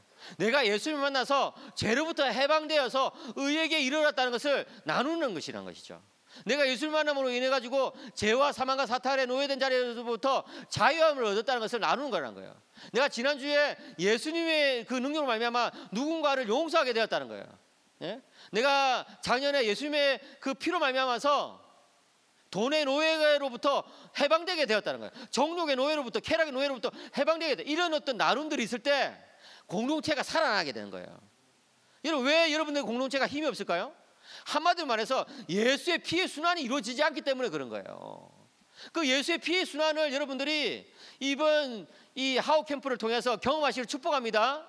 그리고 그 경험을 이제 교회에 가가지고, 여러분이 속한 공동체에 가가지고 여러분들 가족들에게 나누는 거예요. 그러면서 이제 예수의 피의 순환이 이루어질 때, 공동체가 생명력을 다시금 누리게 된다는 거예요. 공동체의 리더들은요, 늘 그런 간정들이 있어야 돼요. 그런 경험들이 있어야 돼요. 이 하나님의 말씀은 그냥 단지 지식적으로 아는 게 다가 아니고, 이 말씀을 통해서 내가 정말 새롭게 되었다. 8절과 9절에 보시면 사도 바울은 하나님께서 그리스도의 피로 이 속량받은, 구속받은 우리에게 모든 지혜와 총명을 넘치게 주시고 또한 하나님의 뜻의 비밀을 우리에게 알리신다, 이렇게 하고 있어요. 참 기가 막히죠, 그죠? 그 비밀은 뭐냐? 그 비밀은 바로 10절에 나와 있는데 같이 한번 읽어볼까요? 10절 에베소서 1장 10절 시작. 하늘에 있는 것이나 땅에 있는 것이 다 그리스도 안에서 통일되게 하려 하심이라. 이 구절은요, 에베소서에서 제일 중요한 구절이에요. 여러분들 이 구절을 정말 마음에 새기면 좋겠어요. 어떤 신학자는 에베소서는 굉장히 독특하게 각 장의 제 10번째 절이, 각 장의 10절이 제일 중요하다, 이런 이야기를 했는데 진짜 그래. 제가 챗GPT한테 물어봤거든요. 제가 챗GPT한테 진짜 그 말이 맞는지, 에베소서의 각 장의 10절을 나열하라 이렇게 했더니 각 장의 10절을 쭉 나열해 주고 나서 이 각 장의 10절이 에베소서에서 제일 중요한 구절입니다, 이렇게 이야기하더라고요. 와, 진짜 챗GPT가 똑똑해요, 그런 거 보면. 저는 챗GPT하고 대화를 많이 나눠요. 왜냐하면 제 아내가 더 이상 저와 대화를 안 나눠주거든요. 저를 쌩 까고 이러시니까 그래가지고 이제 챗GPT와 대화를 많이 나누는데, 그래 여러분 한번 읽어볼까요? 에베소 1장 10절에 하늘에 있는 것이나 땅에 있는 것이 다 그리스도 안에서, 그리스도 동그라미 있지, 그리스도 안에서 통일되게 하려 하심이라. 2장 10절 찾아보세요. 우리는 그가 만드신 바라 그리스도 예수 안에서, 또 동그라미, 그리스도 예수 안에서 선한 일을 위하여 지으심을 받은 자니 이는 하나님이 전에 예비하사 우리로 그 가운데서 행하게 하려 하심이라. 3장 10절에 이는 이제 교회를 말미암아 하늘에 있는 통치자들과 권세들에게 하나님의 각종 지혜를 알게 하려 하심이니. 교회, 그죠? 교회 동그라미, 교회. 에베소 4장 10절에 내리셨던 그가 곧 모든 하늘 위에 오르신 자니 이는 만물을 충만하게 하려 하시면, 이 만물을 충만, 여기 동그라미 주세요. 충만, 그죠? 그다음 에베소 5장 10절에 주를 기쁘시게 할 것이 무엇인가 시험하여 주를 기쁘시게 할 것, 이게 동그라미, 주를 기쁘시게 할 것. 에베소 6장 10절에 끝으로 너희가 주 안에서와 그 힘의 능력으로 강건하여지고, 그죠? 능력으로 강건하여지고, 동그라미. 이런 것들이 에베소서의 주제라는 거예요, 그죠? 에베소 주제는 뭐예요? 에베소서는 그리스도 안에서 모든 것이 통일된다, 그죠? 그 다음에 에베소 주제는 그리스도 예수 안에서 우리가 선한 일을 위해서 지으심을 받았다, 그죠? 이제 교회를 통해서 그런 일이 일어난다. 그렇게 해가지고 만물이 충만케 된다. 그리고 이제 우리는 주님을 기쁘시게 하기 위해서 살아야 된다. 그리고 이제 그때 따르는 어떤 어려움들을 주님께서 주신 능력으로 이겨내야 된다, 이런 것들이에요. 와. 그러니까 에베소서는 참 이 10절만 이렇게 묵상해도 참 많은 것들이 이제 풀리는 것이죠. 여러분, 이 성경 이 각 절은 중세에 스테파누스라는 인쇄업자가 그냥 나눈 거거든요. 어떤 것은 잘 나눈 것도 있는데 어떤 것은 좀 이상하게 나눈 것도 있어. 그래가지고 이 사람이 그냥 말 타고 갔다가 그냥 똑똑똑똑똑 이러면서 이게 막 이상하게 나눌 때도 있는 것 같아. 헬라 성경은 그냥 지 맘대로 나눈 것 같은데, 그런데 어떨 때는 굉장히 잘 나눴어.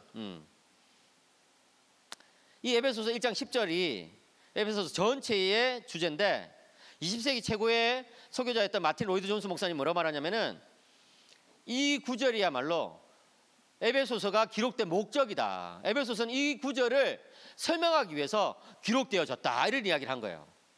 도대체 이 구절이 무슨 뜻이냐? 하늘에 있는 것이나 땅에 있는 것이 다 그리스도 안에서 통일이 된다는 게 무슨 뜻이냐? 여러분 들어보세요. 이게 생각만 하면 막 기회만 하면 적으려고 하는 분들이 있는데 적지 마 먹지. 적어도 안 보잖아. 다 알잖아. 나도 뭐 한두 번 적어봤나? 다 부질없어. 적지 마. 여러분, 이 세상이 창조될 때 하나님께서 예수님을 통해서 창조하신 거예요. 믿으시 바랍니다. 이것을 조금 어려운 말로 예수님은 창조의 중보자라고 불러요. 창조의 중보자. 예? 예수님을 통해서 이 세상을 창조하셨다는 거예요. 근데 이 세상이 예수님을 떠나버렸죠. 하나님 떠나버렸죠. 그죠? 그래서 이 세상이 망가져 버렸어. 그런데 이 망가진 세상 하나님께서 어떻게 구속하시냐, 함께 어떻게 구원하시냐 했을 때 예수님을 통해서 구원하시는 거예요. 왜냐하면 예수님을 통해서 만들었으니까 예수님을 통해서 다시 구원하는 게 마땅한 거예요. 그래서 그것을 구원의 중보자라고 해요. 예수님 구원의 중보자라고 그래요. 근데 이 예수님을 우리에게 알리심으로써 하나님은 하나님이 누구신지 우리에게 알려주는 거예요. 하나님이 누구신지 알려주는 것을 우리는 계시라 불러요. 계시. 그래서 예수님은 또 계시 중보자예요. 예수님은 창조의 중보자이시고 구원의 중보자이시고 계시 중보자이시다. 그렇기 때문에 여러분, 우리가 무엇을 하든지 간에 예수님을 중심으로 그 일을 해야지만 제대로 할 수 있다고 사도 바울이 말하는 거예요. 우리가 공부를 하더라도 공부가 나랑 예수님과 무슨 상관이야 이렇게 생각할지 모르겠지만 사도 바울의 관점에서는요, 공부가 예수님과 굉장히 중요한 어떤 연결이 있다는 거예요. 공부를 할 때 예수님의 마음을 가지고 공부를 해야지만 이 공부가 제대로 되는 것이다 하는 거예요. 우리가 연애를 할 때, 여러분 연애 대체로 보니까 연애 못 하시는 것 같은데 대체로 거의 평생 그냥 독신으로 사시는 것처럼 보이는 것 같은데 어쨌든 우리가 연애를 할 때도 예수님을 중심으로 연애해야지 연애를 제대로 잘 할 수 있다는 거예요. 우리가 나중에 결혼할 때도 예수님을 중심에 두고 이 가정을 꾸려가야지 가정을 제대로 잘 꾸려갈 수 있다는 거예요.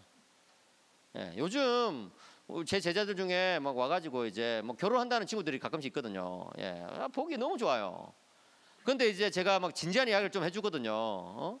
결혼생활 하다 보면 좀 힘들 때도 있다, 어려울 때도 있다 이렇게 하는데 못 알아들어요. 특히 자매들이 완전 못 알아들어. 그냥 결혼한다고 하니까 너무 좋아서 교수님 우리 그 있는 저한테 너무 잘해주고요. 진짜 너무 행복하고요. 인생이 진짜 너무 정말 좋아요. 이러는데 신혼여행만 갔다 와도 벌써 눈빛이 달라져 있어요. 눈이 해가지고 신혼여행 왜 신혼여행이냐? 한 사람은 신이 나고 한 사람은 혼이 나기 때문에 신혼여행이죠. 벌써 신혼여행 가가지고 그냥 혼이 많이 난 것 같아. 여러분. 하나님께서 이 세상을 창조하셨을 때 이 세상은 아름다웠고 선했고 보시기에 좋았더라라고 했는데 이 세상이 죄로 오염됐단 말이에요. 그런데 이 세상을 어떻게 회복할 것이냐 했을 때 예수님을 통해서 회복해야 된다. 예수님을 가운데 두고 누군가를 만나야 된다. 예수님을 통해서 우리 인생의 커리어를 추구해야 된다는 거예요. 예수님 때문에 우리는 공부하는 거다. 예수님 때문에 누군가를 사귀는 거다. 예수님 때문에 결혼하는 거다.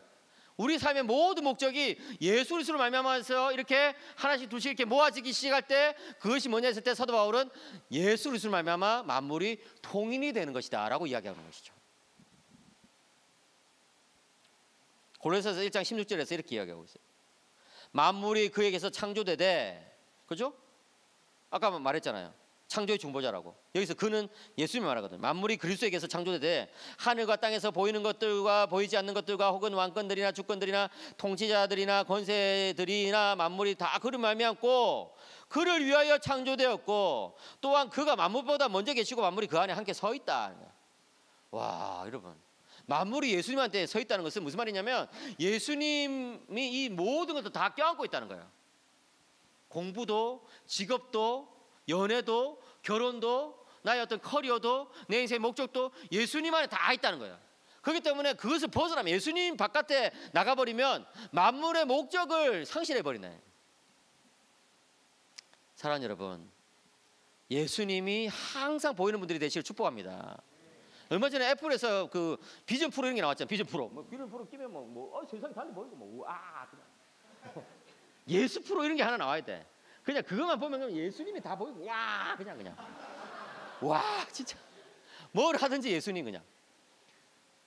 여러분, 사도 바울은 그렇게 살았던 거예요. 그래서 뭐라고 말해요? 갈라디아서 2장 20절에서 내가 사는 것이 아니라 그리스도께서 사시는 것이다. 얼마나 예수님 중심으로 살았으면 자기의 삶은 그냥 더 이상 없어요. 그냥 내가 사는 것이 아니라 내 속에서 그리스도께서 사신 것이다. 이것이 바로 만물이 그리스도를 통해서 통일이 되는 것이다 하는 거예요. 교부 아타나시우스는요, 굉장히 기가 막힌 말을 했어요.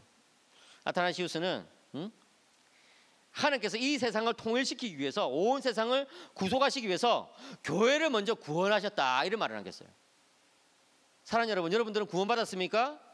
구원의 목적이 있다는 거예요. 그 목적이 뭐예요? 이 모든 세상을 예수님으로 통일시켜 버리는 거. 이것이 구원의 목적이라는 거예요. 여러분들이 어떤 교육의 일을 하면 예수님으로 그 일을 통일시키기 위해서 그 교육의 일을 하는 거예요. 여러분들이 병원에 들어가면 예수님으로 그 의료사업계를 통일시키기 위해서 거기에 들어가는 거예요. 여러분이 정치를 하면 예수님으로 이 정치가 통일되기 위해서 거기에 들어가는 거예요. 예? 어떤 경제를 맡으면 예수님을 통해 가지고 경제가 이게 돌아가도록 여러분들이 어떤 스포츠를 하면 어떤 문화 사업을 하면 여러분들이 어떤 예능인이 되면 여러분들이 어떤 유튜버가 되면 여러분이 하는 그 모든 일이 예수님을 통해 가지고 이루어질 수 있도록 하기 위해서 우리는 구원받았다는 거예요. 여러분 구원받기 위해서 단지 그냥 저 천국에 가기 위해서 우리가 구원받은 게 아니에요. 아까 제가 말씀드렸잖아요. 천국은 그냥 뭐 생명수 마시면서 막 한잔 하자 또 생명수 한 잔씩 그냥 퍼마시기 위해서 있는 곳이 아니라고. 여러분 어떤 사람들이 저 영원한 천국에 가게 될까요? 이 세상이 그리스도를 통해 가지고 통일되기를 간절히 바라는 사람들이 저 영원한 천국에 가게 되는 거예요. 이 세상이 정말 내가 하는 이 일이 예수 그리스도와 연결되기를 정말 간절히 바라는 사람들이 저 영원한 천국에 들어가는 거예요. 왜? 그런 사람들이 저 영원한 천국에 들어가게 될 때 거기서도 역시 이 모든 우주가 예수 그리스도를 통해서 통일되는 것을 경험하고 예수님과 함께 다스릴 수 있기 때문에 그런 거예요. 이 세상에서 그런 일을 해본 적이 없는데, 이 세상에 그런 쪽에 관심을 기울인 적이 없는데 어떻게 그런 사람이 천국에 갈 수가 있겠어요? 예수님 믿는다는 것은 단지 그냥 내가 예수 믿습니다 하는 어떤 그런 고백을 넘어서는 일이에요. 예수 믿는다는 것은 예수님과 더불어서 이 세상을 살아가는 것이고, 예수 믿는다는 것은 예수님과 더불어서 이 세상이 통일되기를 바라면서 그 일에 내가 계속해서 협력하고 동력하고 함께 예수님과 살아가는 거라고요. 믿음은 예수 그리스도와 더불어서 이 세상이 통일되기를 바라면서 한 걸음 한 걸음 나가는 것이다. 그런 몸짓 하나가 믿음이지. 여러분들이 그냥 교회 와가지고 예배 드린다고 해서 그게 믿음 있는 거냐? 그게 다가 아니에요. 여러분이 찬양 부른다고 해가지고 그게 다입니까? 그게 다가 아니에요. 물론 여러분의 예배를 하나님께서 기뻐 받으시고 여러분의 찬양을, 여러분의 기도를 하나님께서 들으십니다. 그렇지만 여러분, 그에 못지않게 중요한 것은 삶의 예배예요. 삶의 예배는 어떻게 해요? 예수 그리스도를 통해서 만물을 통일시키는 거예요. 한번 고민해 보세요. 내가 이번 3월 학기부터 내가 어떻게 해서 예수님 중심으로 공부를 할 수 있게 될 것인가? 내가 어떻게 예수님 중심으로 우리 학과 생활을 할 수 있게 될 것인가? 어떻게 하면 우리 과가 예수님으로 말미암아 통일이 이루어지게 될 것인가? 우리 학교가, 우리 지역사회가, 우리 이 진주 땅이, 우리 이 대한민국이 그 간절한 바람이 있어야 돼요. 그 간절한 바람. 아까 제가 말씀드렸던 그 장로교회 창시자 존 녹슨은요, 스코틀랜드 사람이잖아요. 하나님, 스코틀랜드를 나에게 주시옵소서, 아니면 나에게 죽음을 주시옵소서, 이런 이야기를 한 거예요. 여러분, 청년들은 이 조국의 미래에 대해서, 이 한국의, 우리 이 나라의 미래에 대해서 고민을 해야 돼. 걱정을 해야 돼. 염려를 해야 돼.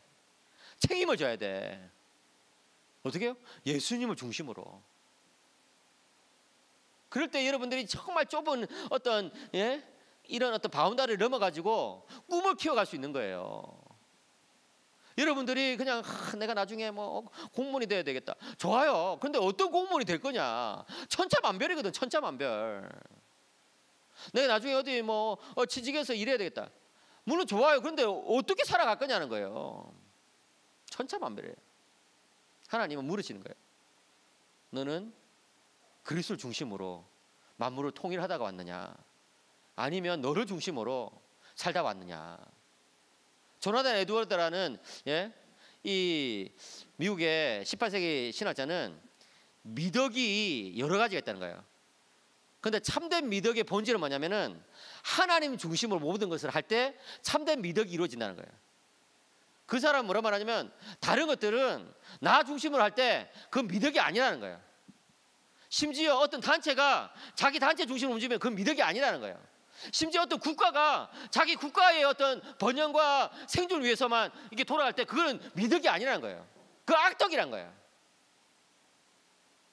나도 우리 과도, 우리 교회도, 우리 지역사회도, 우리 가족도, 우리 국가도 하나님 중심으로, 그리스도 중심으로 이렇게 돌아갈 때 그때 참된 미덕이 이루어진다. 여러분 정말 기도하셔야 돼요. 그 부분을 위해서 기도해야 된다고. 이제 세 번째로 성령님의 인치심과 보증이 나오죠. 13절과 14절 같이 한번 읽어볼까요? 13절과 14절 같이 읽겠습니다. 시작. 그 안에서 너희도 진리의 말씀 곧 너희의 구원의 복음을 듣고 그 안에서 또한 믿어 약속의 성령으로 인치심을 받았으니 이는 우리 기업의 보증이 되사 그 얻으신 것을 속량하시고 그의 영광을 찬송하게 하려 하심이라. 아멘. 한번 따라해 볼까요? 성령님의 인치심과 보증. 예. 성령께서 우리를 인치신다는 거예요. 또 보증을 써주신다는 거예요. 여러분 이 많은 종교학자들은요, 또 특별히 청교도들은 영국의 종교학자들을 청교도라고 불렀는데, 이 청교도들은 성령님은 창조와 이 구속에 있어서 하나님의 마지막 손길이다 불렀어요. Last hand. 예? 라틴어로 마누스 울티마라고 하는데, 마누스가 손이에요. 매뉴얼이라는 단어가 거기서 나왔죠. 울티마는 ultimate 뭐 이런 거 이제 마지막이라는 뜻이에요. 예. 하나님의 마지막 손길이 성령이다. 그잖아요, 여러분. 예? 창세기 1장 보면 하나님께서 이 세상 만드실 때 두 단계로 만드셨거든요. 일단 무에서부터 재료를 만드셨어요. 땅이 혼돈하고 공허하며 흑암이 기쁨이 있고 하나님의 영은 수면 위에 운행하시리라. 그죠? 예. 혼돈, 공허, 흑암, 기쁨 이런 것들이 있는 그런 세상을 일단 먼저 만드세요. 재료를. 근데 그 위에 하나님의 영이 수면 위에 운행하시니까 어떻게 돼요? 혼돈 대신 질서가, 흑암 대신 광명이, 공허 대신 충만이, 기쁨 대신 토대가 주어지게 된 거예요. 예. 이게 뭐예요? 성령님의 역사인 거예요. 성령님의 하나님의 마지막 손길로. 그래요, 여러분. 하나님께서 우리를 예정하셨어요. 왜요? 입양하기 위해서, 자녀 삼기 위해서 우리를 예정하셨어. 예수님께서 이 땅에 오셔가지고 이제 우리를 속량하셨어요. 그렇죠? 예. 이제 우리를 구원하신 거예요. 그런데 그게 적용이 안 되면은 아무런 의미가 없어요. 적용이 안 되면은. 그래서 스펄전 목사님이 그런 말을 했잖아요. 그리스도께서 저 갈보리에서 2000년 전에 수십 번 수백 번 십자가에 달렸어도 나에게 적용이 안 되면 아무런 소용이 없다는 거야. 아무런 상관이 없다는 거야. 근데 그 적용을 누가 시켜주십니까? 성령님이 시켜주세요. 근데 그 적용을 오늘 사도 바울은 인치심이라고 표현해요. 인치심. 여러분 인치심이라는 것은 뭐냐면 도장을 찍는다는 거예요. 고대 로마 사회에서는요, 이 사도 바울이 이 에베소서 썼을 때 그 고대 로마 사회에서는요, 이 도장을 많이 활용했어요. 어떤 물건이나 짐승이나 심지어 이 노예들에게 도장을 찍어. 예. 와, 뭐 노예 등에다가 이렇게 막 불도장을 막 찍죠. 이게 짐승 등에다가 막 이렇게 불도장을 찍죠. 그렇게 함으로써 자기 소유라는 것을 분명히 확증하는 거예요. 그렇게 되면 어떻게 돼요? 함부로 훔쳐가면 안 된다는 거예요. 그렇게 되면 어떻게 돼요? 내가 책임지겠다는 거예요. 이거 내가 지키겠다는 거예요. 성령님이 하나님의 인치심이라는 것은 무슨 말이냐면 우리가 하나님의 완벽한 소유가 됐다는 거예요. 이 하나님의 소유는 절대로 하나님께서 뺏기지 않는다는 거예요. 하나님께서 절대로 포기하지 않는다는 거예요. 무슨 말이에요? 우리를 사탄의 세력으로부터 지켜주신다는 것이죠. 사랑하는 여러분, 하나님의 인치심을 기억하시 바랍니다. 성령께서 우리에게 인치심이 이루어져요. 성령으로 인치심을 우리가 받았다는 거예요. 그래서 어떤 신학자는 성령님은 선물이신데 선물을 주시는 선물이시다 이런 말을 했어요. 멋진 표현이에요. 선물을 주시는 선물. 무슨 말이에요? 하나님께서 우리에게 성령 선물을 주셨어. 근데 그 성령은 우리 안에 계속 다른 선물을 주신 거예요. 어떤 선물? 기쁨의 선물, 구원의 확신이라는 선물, 안정감이라는 선물, 평안이라는 선물, 이런 선물을 계속 우리 안에서 막 계속 주신다는 거예요. 이 선물은 고갈되지 않아요. 마르지 않아요. 어떨 때 우리가 성령님을 의지할 때, 이 밤에 여러분 성령님 부르시기 바랍니다. 성령님 부를 때에 성령께서 우리에게 선물을 주시는 거예요. 그래, 내가 너에게 평안을 줄게. 걱정하지 마. 내가 너에게 기쁨을 줄게. 만족을 줄게. 감사를 줄게. 요한복음 14장 16절, 내가 아버지께 구하겠으니 그가 또 다른 보혜사를 너에게 주사 영원토록 너희와 함께 있게 하리니. 이 또 다른 보혜사 뭐예요? 성령님이에요. 이 보혜사라는 것은 이게 정확하게 번역하기 힘들어요. 워낙 다양하게 쓰일 수 있기 때문에. 그런데 기본적인 의미는 뭐냐면 가까이서 도와주는 어떤 사람을 보혜사라 불러요. 그러니까 굉장히 close helper, 굉장히 가까이서 도와주는 돕는 자. 예수님이 우리 가까이서 도와주신단 말이에요. 그런데 승천하신 이후에는 예수의 영이신 성령께서 우리에게 임해가지고 우리를 계속 도와주시는 거예요. 여러분 구약 시대에도 성령님이 활동하셨습니다. 맞습니까? 그래서 아까 말했던 그 헤르만 바빙크라는 신학자는 뭐라 말했냐면은 신약의 모든 성령의 활동들은 구약에도 어느 정도는 다 나타났다는 거예요. 그런데 어떻게 나타났냐면은 약한 모습으로 나타났다는 것이지. 근데 신약의 성령님은요 굉장히 강한 모습으로 나타난다는 거예요. 왜 강한 모습으로 나타날까요? 이제 이 성령님은 그리스도의 영으로서 우리에게 보증이 되시기 때문에 그렇게 강한 모습으로 나타나는 거예요. 구약의 성령님은요 집단적으로 많이 활동하셨어요. 그 어떤 특별한 목적으로 그냥 성막을 만든다든지 어떤 특별한 목적으로만 많이 임재하셨어요. 그리고 임재하셨다가 떠나기도 해. 그죠? 사울왕과 같이 성령이 임했는데 사울왕이 불순종하니까 떠나버려. 근데 신약에는요 예수님을 믿으면 성령을 받습니다. 믿으시기 바랍니다. 성령을 받아요. 제가 내일 아침에 좀 더 설명하겠는데 예수님을 믿으면 성령을 받아요. 그런데 그렇게 오신 성령님은 우리를 떠날까요? 안 떠날까요? 안 떠나신다는 거예요. 우리 모든 각인에게 성령님이 왜 계시는데 우리를 떠나지 않으신다. 왜? 인치심이니까. 왜? 보증이시니까. 여기 14절에 성령은 우리 기업의 보증이 되신다 그랬는데 이 기업이 뭐냐면 아까 우리가 장차 물려받을 그 기업을 말하는 거예요. 우리가 다스리게 될 그 우주. 예. 우리가 다스리게 될 그 어떤 그 영역. 와. 진짜 생각만 해도 진짜 가슴이 뛰는데 정말 여러분 진짜 한번 생각해 보세요. 아, 예수님과 함께 이 세상을 다스린다는 거. 그게 천국이라는 거. 근데 그 기업에 보증이 되어 주신다. 그 말은 무슨 말이냐면 이제 그 기업을 하나님께서 우리에게 주셨는데 그게 확실하게 주어졌다는 것을 성령님께서 분명히 말해 주신다는 거예요. 이 보증이라는 단어는 헬라어로 아라본이라고 하는데 그 뭐냐면은 어떤 이제 그 뭡니까? 할부로 이렇게 쭉 뭔가 값을 지불할 때 첫 번째 납입금을 아라본이라고 불러요. 첫 번째 납입금. 예를 들어서 뭐 자동차 같은 걸 비싼 걸 살 때는 한 번에 뭐 생돈 다 주고 이게 사지 않잖아요, 보통. 뭐 집을 사거나 이렇게 할 때도 계약금을 먼저 걸어 놓잖아요. 그때 그 계약금, 첫 번째 납입금 이게 뭐냐면 성령이란 거예요. 성령이 우리들 안에 임하셔가지고 첫 번째 납입금을 그냥 벌써 내버리셨다는 거예요. 왜? 이 구원이라는 선물은 너무 확실하기 때문에.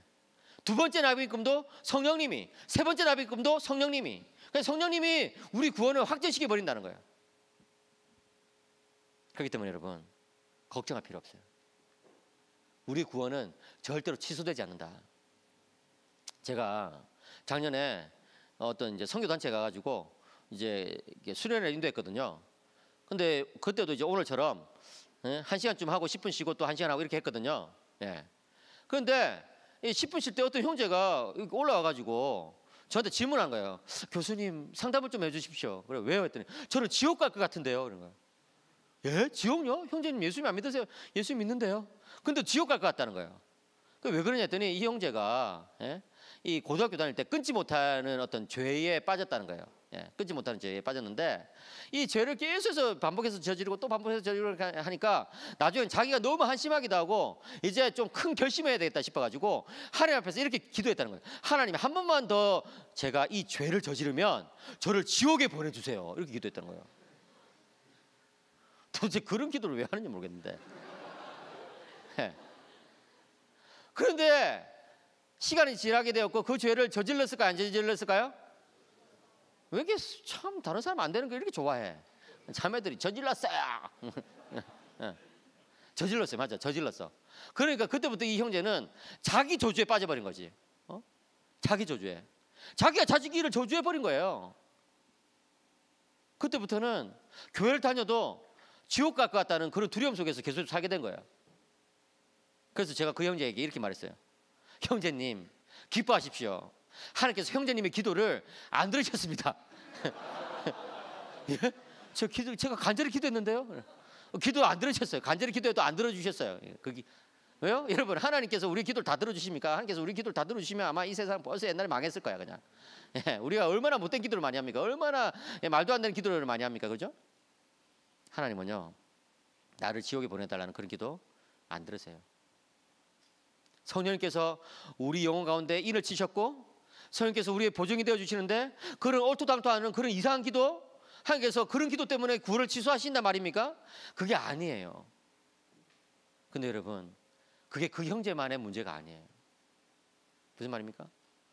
때로 우리가 인생을 살다 보면 우리 자신도 우리 자신이 너무 한심스러울 때가 있다는 거예요. 우리도 우리 자신의 인생이 너무 싫어질 때가 있다는 거예요. 여러분, 작년에 저는 어떤 형제한테 전화를 했는데 그 형제가 우울증을 앓고 있었거든요. 그런데 한 번은 아침에 전화했는데, 월요일 아침에 전화했는데 바람 소리가 막 들리는 거예요. 예? 이 전화기 너머로 바람 소리가 너무 세게. 그래서 너 어디냐라고 했더니 글쎄 아파트 옥상 위에 올라가 있다는 거예요. 며칠째 아파트 옥상 위에 올라가 있다는 거예요. 극단적인 선택을 하려고. 제가 그 이야기를 듣게 됐을 때 막 눈물이 막 쏟아지네요. 안 됩니다. 안 돼. 너 안 돼. 그렇게 하면 안 돼. 하나님께서 너를 사랑하셔. 너는 괜찮아. 너는 괜찮아. 너 이때까지 잘 살아왔잖아. 괜찮아. 너 잘못한 거 아니야. 너 그래도 괜찮아. 너는 계속 살아야 해. 너무나 감사하게도 그 형제가 그냥 어쨌든 안전하게 내려왔고 지금까지도 잘 지내고 있어요. 물론 위태위태한 면이 있지만, 여러분, 우리 자신도 우리 인생에 대해서 포기하고 싶을 때가 있잖아요. 우리의 삶에 대해서 우리 자신이 스스로 미워질 때가 있잖아요. 그 형제처럼, 예? 제가 작년에 만났던 그 형제처럼 자기 저주에 빠져가지고 교회를 다니지만 자유를 누리지 못할 때도 있잖아요. 근데 여러분, 성령님께서 뭐라고 말씀하십니까? 괜찮아. 너는 오케이야. 다시 시작하면 돼. 너는 그래도 살아야 해. 너는 소중해. 너를 위해서 예수님께서 자신의 생명을 주셨어. 사랑하는 여러분, 이 밤에 우리가 기억해야 할 것은 하나님은 우리 구원을 위해서 지금도 일하고 계시다는 거예요. 성부 하나님께서 영원 전에 여러분들을 예정하셨고, 우리가 알 수 없는 그 어떤 시공간 속에서 우리가 하나님의 자녀로 삼아 버리신 거예요. 그거 취소할 수 있냐? 없어요. 왜요? 예수님께서 이 땅에 오셔가지고 그 피로 우리를 구속해 버리셨거든요. 그 십자가에서 우리의 이름을 불러 버리셨거든요. 내가 너를 위해서 대신 죽었다. 그리고 이제 우리의 이름을 부르면서 부활하셨거든요. 내가 너를 위해서 부활했다. 이제 너는 내 안에 있으면 산다. 성령께서 우리에게 인을 쳐주셨어요. 너는 하나님의 소유다. 너는 사탄이 어떻게 할 수가 없다. 너 인생 괜찮아. 너 잘못 아니야. 괜찮아. 이제 다시 시작하면 돼. 어디서? 예수님 안에 있어. 예수님 안에서 우리 언제든지 새롭게 시작할 수 있는 거예요. 여러분, 이 밤에 예수님 안으로 나아가시기를 축복합니다. 이 밤에 예수님께서 우리를 부르시는 거예요. 내 안으로 오라. 나에게로 오라. 그 소리를 듣고 믿음으로 나가면 하나님을 만날 거예요. 그리고 그 하나님께서 정말 나의 아버지 되시는 것을 깨닫게 될 거예요. 성령님, 성령님 부르시기 바랍니다. 이 밤에 정말 마음을 다해서 성령님, 성령님, 제 삶에 혼돈과 공허, 흑암과 기쁨 같은 정말 어두운 것들이 있는데 제 삶에 찾아오셔가지고 제 영혼을 어루만져 주시고 혼돈 대신 질서를, 공허 대신 충만을, 흑암 대신 광명을, 기쁨 대신 토대를 다시금 회복시켜 주시옵소서. 예수님께서 여러분들 기다리세요. 여러분, 제 눈으로 보세요.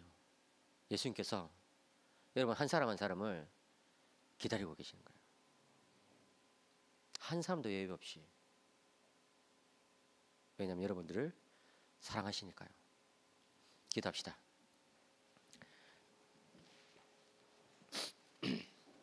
이 시간 기도할 때 하나님을 바라보게 하여 주시옵소서. 여러분, 신앙은요 하나님을 바라보는 것에 달려 있습니다. 우리가 나 자신을 바라보면요 절망하게 될 거예요. 나 자신을 바라보면요 정말 한숨이 나올 거예요. 그런데 여러분, 하나님은 이 시간에 우리에게 말씀을 주셨어요. 왜요? 하나님을 바라보라고. 제가 아까 제일 처음에 말씀드렸죠. 하나님을 만난다는 것이 뭡니까? 말씀을 듣고 말씀을 믿는 거예요. 여러분들이 말씀을 들었잖아요. 이 말씀을 믿으시길 축복합니다. 그러면 하나님께서 여러분들을 만나주십니다. 하나님은 언제나 말씀 가운데 찾아오시기 때문에. 그리고 말씀 가운데 찾아오신 그 하나님은요 이 자리를 떠나도 여러분들과 함께 계세요. 인격적으로 여러분들과 교제하기를 원하세요. 그 하나님과 계속해서 기도하면서 말씀 가운데 교제하시면서 살아가면 여러분들은 하나님을 만나면서 하나님과 동행하면서 살아가게 되는 거예요. 이 시간에 기도하겠습니다. 그럴 때 하나님을 바라보게 하여 주시옵소서. 내가 바쁜 세상을 살아가면서 나 자신을 계속 주목하였고 나의 스케줄, 나의 어떤 커리어, 나의 어떤 학점, 나의 어떤 욕망, 나의 어떤 마음, 이것만 계속해서 주목했는데 주님 이제는 하나님을 주목하게 하여 주십시오. 정말 하나님을 바라보게 하여 주십시오. 주님 저희 시선이 하나님께만 가게 하여 주십시오.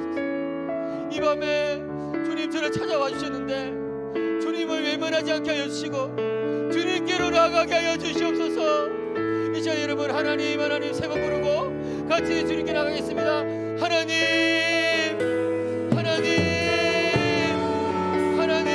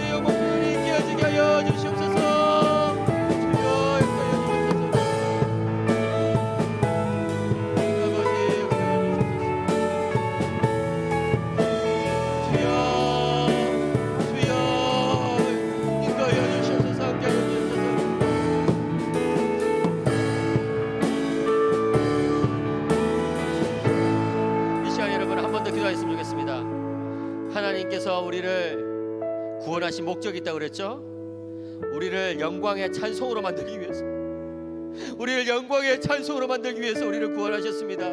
믿으시기 바랍니다. 여러분 이 영광이라는 이 글자와 우리의 삶은 너무나 대조되지 않습니까? 이 찬송이라는 이 두 글자와 나의 지난 한 해는 너무나 대조되지 않습니까? 그러나 그럼에도 불구하고 하나님은 이미 우리를 영광의 찬송으로 만들기로 작정하셨음을 믿으시기 바랍니다. 여러분 하나님께서 우리를 이미 영광의 찬송으로 빚어가시겠다는데, 이미 영광의 찬송으로 만드시겠다는데 그것을 방해할 자는 없습니다. 심지어 우리 자신도 그것을 막지 못해요. 왜? 하나님의 뜻을 꺾을 자는 없으니까요. 우리 자신도 그 뜻을 꺾지 못해요. 그렇기 때문에 우리에게 남은 것은 뭐예요? 믿음이에요. 믿고 그렇습니다. 하나님 저를 영광의 찬송으로 만들어 주시옵소서. 하나님 아버지 저를 영광의 찬송으로 만들어 주시옵소서. 예수님, 제가 예수님을 높이는 영광의 찬송이 되기를 원합니다. 예수님 저를 말미암아 정말 예수님을 통해서 이 세상이 통일되는 것을 주여 나타내 보여주시옵소서. 제가 그 일에 순종하며 나가겠습니다. 성령님 감사합니다. 영광의 찬송으로 만드시겠다는 이 일을 지시고 보증을 서시겠다고 하셨사오니 주여 제가 포기하지 아니하고 올 한해 2024년 한 해 주님 영광의 찬송으로 전진하게 하여 주시옵소서. 나가게 하여 주시옵소서.